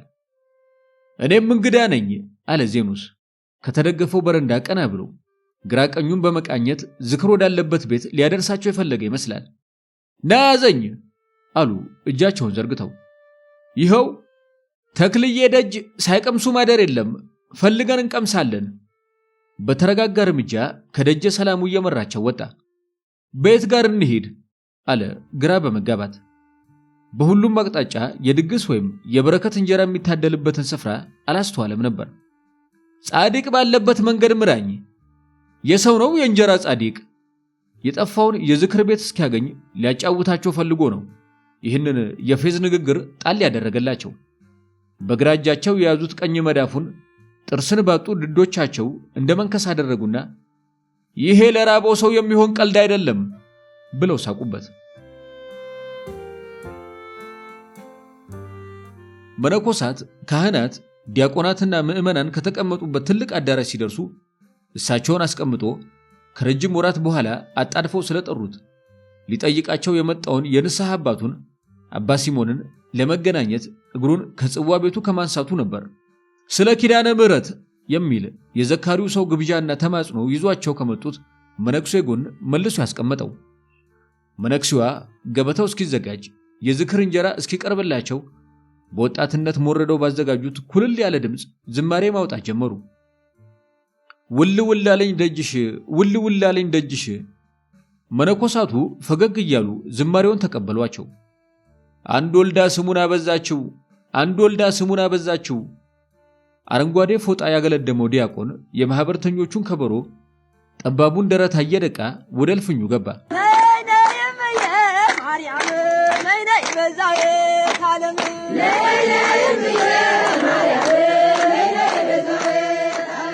የመነኩሴዋ ዝማሬ አብቅቶ በዝርግ ሳህን ላይ ምስር ወጥና የተከተፈ ጎመን ለሁሉም መነኮሳት፣ ካህናት፣ ዲያቆናትና ምዕመናን ታድሎ ከተበላና ከተጠጣ በኋላ መሐከል ላይ ቆሞ ስብሐት ያስባለው ዲያቆን ከሁሉም በእድሜ ያነሰ ስለነበር ትሪ ላይ የተረፈውን የቡራኬ እንጀራ አዳርሶ ሁሉም በስመ እግዚአብሔር ደጋሾችን እያመሰገነ ከዝክር ቤቱ ተለይቶ ወጣ። ከየት ነው የመጣኸው? መነኩሴዋ ናቸው ዜኑስን የጠየቁት። ቀጸባ ማርያም መውረጃ ላይ ካለው ቤታቸው እጃቸውን ይዞ እንዲሸኛቸው ስለተማጸኑት እንደ ቀድሙ ቀኝ እጁን ዘርግቶላቸው ሁለቱም በዝግታ ይራመዳሉ። ከአዲስ አበባ። ተክልዬ ቀበልህ። አሜን። ታዲያ መች ትመለሳለህ? አይ እኔ እንኳን ከዚሁ የመናንያን ከተማ ሳልሰነብት አልቀርም። አባ ሲሞን የሚባሉ ወዳጅ አባት አሉኝ። አስጠርተውኝ መምጣቴ ነው። ትህትናህን አይቼ መገመት ነበረብኝ። አባ ሲሞኑን ያውቋቸዋል? ጠንቅቄ ነዋ። የእሳቸው የንስሐ ልጆች ወትሮም ለመቅደሱ የቀረቡ ናቸው። ልጅ አያያዝ ያውቁበታል። ቅዱስ ዮሐንስ አፈወርቅ ምን ይላል መሰለ? እሺ ስለ ኢየሱስ ክርስቶስ መምህርነት ሲያብራራ ፊደል የሚያስቆጥር ሰው ሃሁ እያለ በሕፃኑ ልክ ይራመዳል። ቶሎ ቶሎ አንብቦ ማለፍ አቅቶት ነውን ሲል ይጠይቅና አቅቶትስ አይደለም፣ እርሱ ቶሎ ቶሎ ማለት ቢችል ሕፃኑ በእርሱ ልክ ስለማይፈጥን ነው። ለሕፃኑ ሲል አብሮ ይቆጥራል፣ ያስቆጥራል። ለጥቆም ክርስቶስ በሰው ባህሪ የደከማቸው ድካሞች ሁሉ የኔ ብጤውን ማስተማሪያና ማስቆጠሪያ እንጂ ድካም እንዳለበት የሚያሳይ አለመሆኑን አስረግጦ ይመልሰዋል። ይህንን ድንቅ ሐሳብ አይኔ ጥሩ ሳለ አንብቤያለሁ። በመሃል ትንፋሽ አጥሯቸው መንገዳቸውን ገታ አድርገው አልፈው የመጡትን ቁልቁለት እየገመገሙ ዳግም ፊታቸውን ወደ ቤታቸው አቅጣጫ መለሱና ያዘገመ እርምጃቸውን እንደገና ተያያዙት። የነፍስ አባትህም እንዲሁ ቆጣሪም አስቆጣሪም ተማሪም አስተማሪም የሆኑ የታላቅ ደብር ትጉ አገልጋይ ናቸው። መንጋቸውን ጦም ብለው ከመናገር ከፍ ብለው ከንስሐ ልጆቻቸው ጋር በሱባኤ በምህላ በር ዘግተው ሲጸልዩ ለንስሐ ሲወድቁ ሲዋደቁ አስተውያለሁ። ታዲያ ከልጆቻቸው የሚስተካከል በደል ኖሮባቸው ይመስልሃል? ትህትና ትጉረኝነት እኮ ነው። እኔ ደካማይቱ ደግሞ ለዚህ መልካም ሥራቸው በሰማይም ብትጠየቅ ምስክር ነኝ። የኔ ልጅ አባትህን ጠበቅ አድርግ። በረከታቸው ላንተም የሚተርፍ ብርቱ ሰው ናቸው። እሺማ ሆይ ለመሆኑ ትቸኩላለህ? አይ አልቸኩልም አለ ዜኑስ። እንግዲህ እንደምታየው አቅም ጨርሻለሁ። ዓይንና ጆሮዬም ያስቸግሩኛል። አሁን ከመድኃኔዓለም የተዋስኩትን ሰውነት ሁሉ ወደ ባለቤቱ በመመለስ ላይ ነኝ። ታዲያ ሰሞኑን ወፍጮ ቤት የምሰደው ሰው የለኝም እና ምን ልርዳዎት? ችግራቸውን በዙሪያ ጥምጥም የሚነግሩት ምክንያቱ የገንዘብ እጦት ነው በማለት ግራኪሱን መዳበስ ጀመረ። ለጥቅምት መድኃኔዓለም መዘከሪያ የሚሆን ስንዴ ተመጽውቻለሁ፣ ውሰድና አስፈጭልኝ። ደንገጥ ብሎ ዙሪያውን ተመለከተ። ያልተተኮሱ ሸሚዞችን፣ አዋራ የነካቸው ጫማዎችን የሚጠየፍ ሰው ከወፍጮ ቤት ብናኝ ስር ከረጢት ተሸክሞ መውረድ የሚሉት ሁሉ እውነት አልመስልህ አለው። ቆይቶም ቢሆን ግራ መጋባቱን ጋብ ያደረገለት የራሳቸው ማስተዋል ሆነና ጭንቀቱን በረጅሙ ተነፈሰ። የኔ ነገር ለካ ዛሬ ሰንበት ነው። በል እንግዲህ ሌላ ሰው ፈልጋለሁ። ተባረክ። ተክለ ሃይማኖት ያሰብከውን በምልጃ ጨምርልህ። ለመሆኑ ስም ማን ነው? ዜኑስ እባላለሁ። ጥሩ ስም ነው። እኔ ደግሞ ብሩክ ብዬሃለሁ። መጤ ከሆንክ ማምሻውም መነኮሳት ከሰጡኝ ዳቤ ላይ ጥቂቱን አካፍልሃለሁ። በልግባ።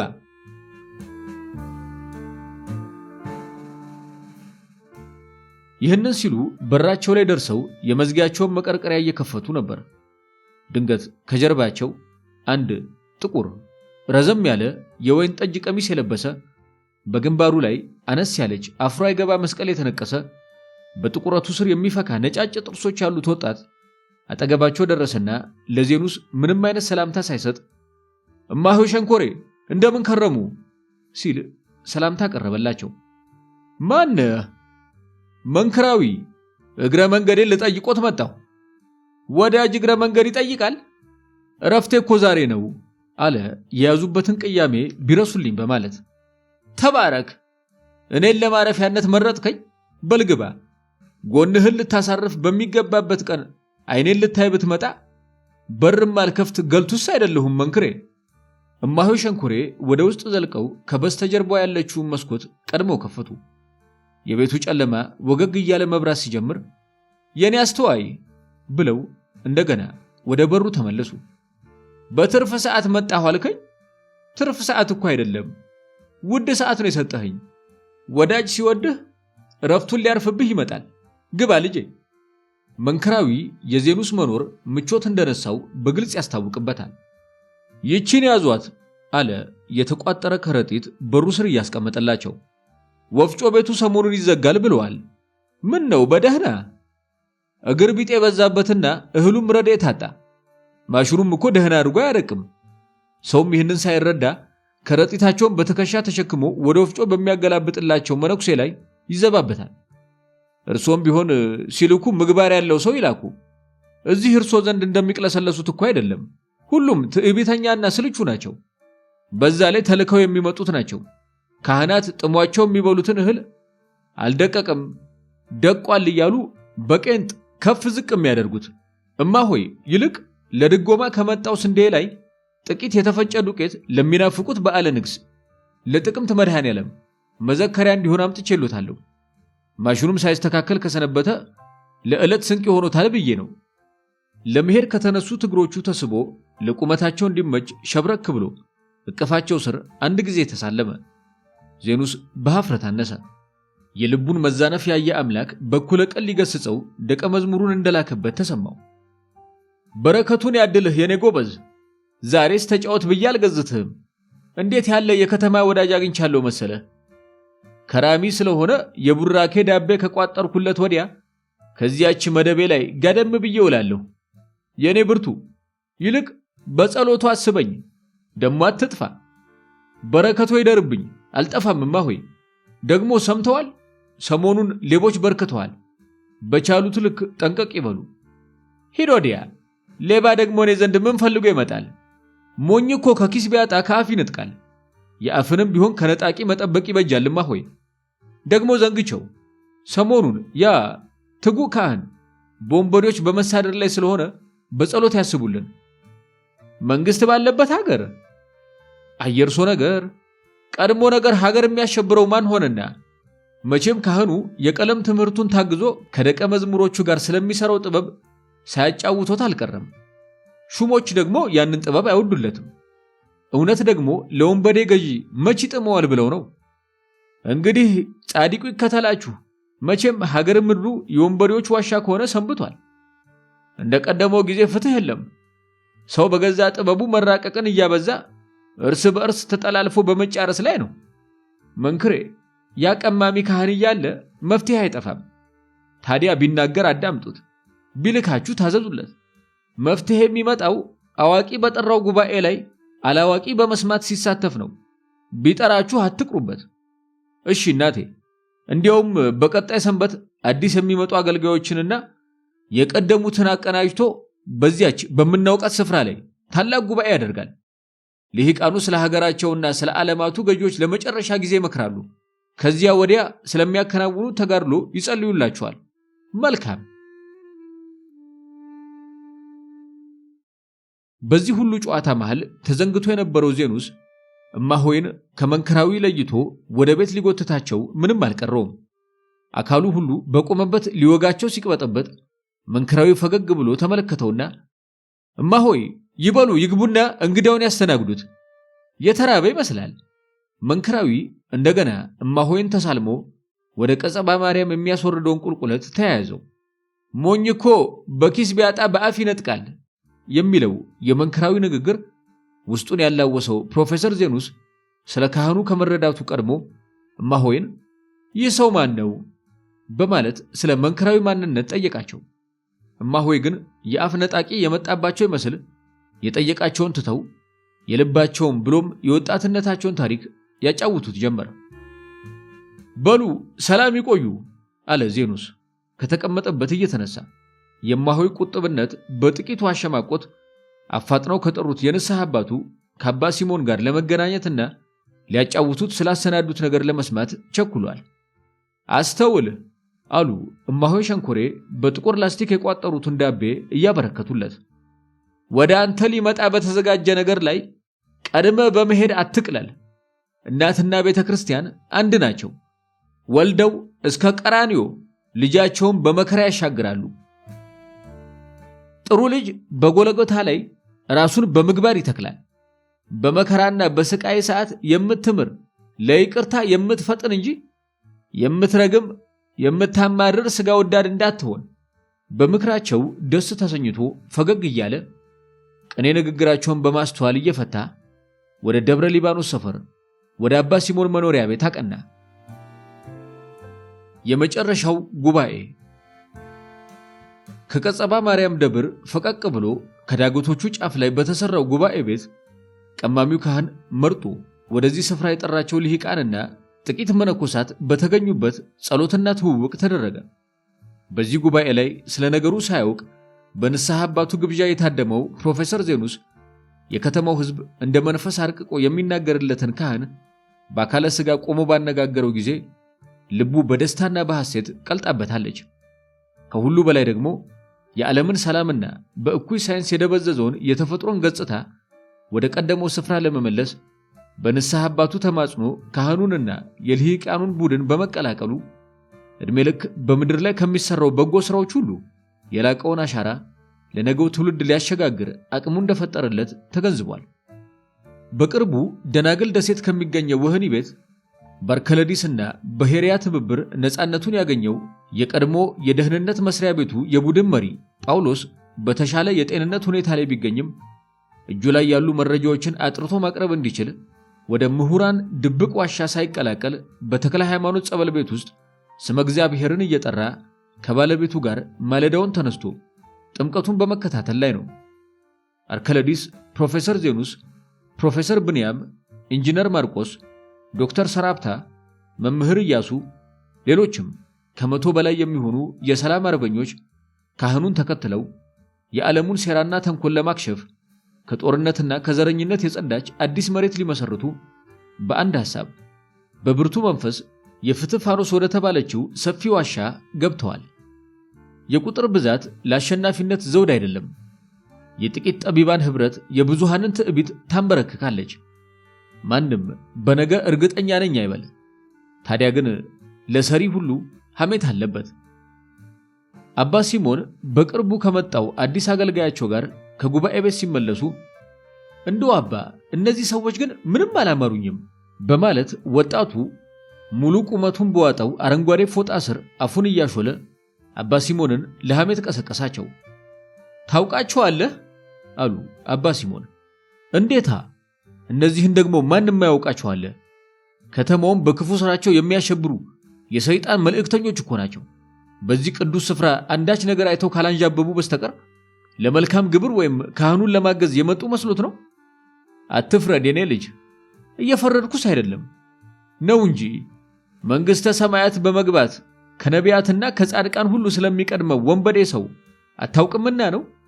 አባቴ በዚህ የቅድስና መንገድ የምትመላለሱ ሰዎች አንዳንዴ በጎ ሐሳባችሁንም በልክ አድርጉት እንጂ ከተማ ሳለው ሁሉንም በቴሌቪዥን መስኮት አውቃቸዋለሁ። ትንሽ አሰብ ባደረገና ክፋት አውዷቸዋል እንጂ በስንት መድረኮች እርስ በርሳቸው የማይስማሙ እሳትና ጭድ የሆኑ ልሂቃን እኮ ናቸው። ለእኩይ ሥራ ስለሆነ ግን ይኸው የማይስማሙ ተስማምተዋል። አብረው የማይቀመጡ ጎን ለጎን ተጣብቀው ሥርዓተ ጸሎቱን እያከናወኑ ነበር። ይህ ሁሉ ኅብረት ከጀርባው ምን አይነት ክፉ ሴራን ለቤተ ክርስቲያናችን እንደሰነቀ አልተረዳችሁትም አባቴ። ይቅርታ አድርጉልኝና አንደኛ ብለው አቋረጡት አባ ሲሞን። አንደኛ ቤተ ክርስቲያናችሁን እንደ ግል ርስት አትቁጠሯት። የምትቆረቆሩላትን መቅደስ ከልብ የምታምኑባት ከሆነ ሾልኮ የገባ እባብ እርግብ ሆኖ እንደሚመለስ አትጠራጠሩ። ዛሬ ከመጣችሁት ከናንተ በላይ ለመቅደሱ የሚጨነቁ ቅዱሳን አበው በየስፍራው ሞልተዋል። የኔ ልጅ ይህን ስል ዋጋ እያሳጠኋችሁ ሳይሆን ቦታችሁን እየተናገርኩ እንደሆነ ልብ በልልኝ። ወደ መሰዊያው ለመቅረብ ጸጋ የሌለው ሰው ስለ ካህናት ርኩሰት ቢናገር ጻድቅ ትለዋለህ? አትለውም። ለመሆኑ እነዚህን ሰዎች ወደዚህ ስፍራ የሰበሰበው ማን ይመስልሃል? እርሱማ እግዚአብሔር ነው አለ በግሳጼያቸው ከስሜታዊነቱ ለመቀዝቀዝ እየጣረ። ታዲያ እግዚአብሔር ባነጋገራቸው ሰዎች ላይ ነው እንዲህ መሪር ቃል የምታወጣው ልጄ? በጥቂት ፈገግታቸው አሸማቀቁትና እርምጃቸውን ሳይገቱ በቀኝ እጃቸው በያዙት መስቀል ወደ እቅፋቸው እንዲቀርብ ጋበዙት። በእርጅና ካዘነበለው መለሎ ቁመታቸው ስር ራሱን ደቃቃ ፍጥረት ሆኖ አገኘው። እግዚአብሔር በሰው አድሮ እንደሚጠራ እነዚህን ሁሉ ልሂቃን ቀማሚው ካህን ወደዚህ አቅርቧቸዋል። በመልካሙ ስፍራ የተከፈተው ይህ የዋሻው የልሂቃኑ ትምህርት ቤት ወደፊት የአውሬው መንፈስ ሊረጭብን ለተዘጋጀው በሽታም ሆነ ምራዩ ዕውቀት መድኃኒቱን ያበጃል። ሰናይ ነው አለ አገልጋዩ በስልምልም ድምፁ። ሐሜቱን ያቋረጠበት ቀና መልሳቸው ባይዋጥለትም የጠራ መረጃ ከሌለው ተራ ግምቱ በመነሳት ደርቆ አልሞገታቸውም ነበር። በመጨረሻም እንዲህ ብለው ሐሳባቸውን አጠነከሩለት። የማጠፋው ቤተ ክርስቲያን፣ ተመርምራ የማታልቀው መቅደስ፣ ታሪኳና ቅርሷ ብዙ ቢሆንም ክርስቶስ የደም ዋጋ የከፈለው ለነፍሳችን እንጂ ለንዋየተ ቅዱሳት አይደለም። ከነዚህ ቄሶች ቀድሞ ራስን ማወቅና መፈተሽ ያስፈልጋል። የስርቆት አመል ካልሆነ በቀር ልብ ያለው ሰው ስለ ጠፋች ነፍስ እንጂ ስለሚጠፋ ቁሶች አይመረምርም። የኔ ብርቱ ራስን ከማወቅ በኋላ ሁሉን ወደ ማወቅ ከፍ በል እንጂ አይተለማመን ወደ ተአምረኞች ነገሮች ሁሉ በጉጉት አትጓዝ። የአባቶችህን በረከት ያካፍልህ። በሕይወት ውስጥ ያንዱ ስንፍና በሌላው ትጋት ይሸፈናል። በብርቱ ሰዎች ረፍት ማጣት የሰነፎች ዓለም አብራ ትጣፍጣለች፣ አብራ ትደምቃለች። ሰነፎች ነውር የበዛበትን ዓለም በመጥፎ ሥራቸው ሲያበጁ፣ ልባሞች የጊዜውን ማብቃት ተረድተው እምነታቸውን ያጠነክራሉ። ሁሉም የየግሉ ታሪክ አለው። ታሪኩን በወረቀት ጽፎ የሚያልፍ፣ ታሪኩ በሰዎች ልብ ተጽፎለት የሚያልፍ፣ ምንም ታሪክ ለመሆን የሚበቃ ሕይወት እንደሌለው የሚያስብ፣ ታሪኩን አሳምሮ ለመሞት እያሰበ ሕይወቱ ጨልሞ የሚረፍድበት፣ ማምሻ ላይ ታሪክ በተባለ ሐቲት ሕይወት ውስጥ ቁም ነገር መምዘዝ ሲቸግረው ተረት ፈጥሮ ወደ መቃብር የሚወርድ ብዙ አይነት ሰው አለ።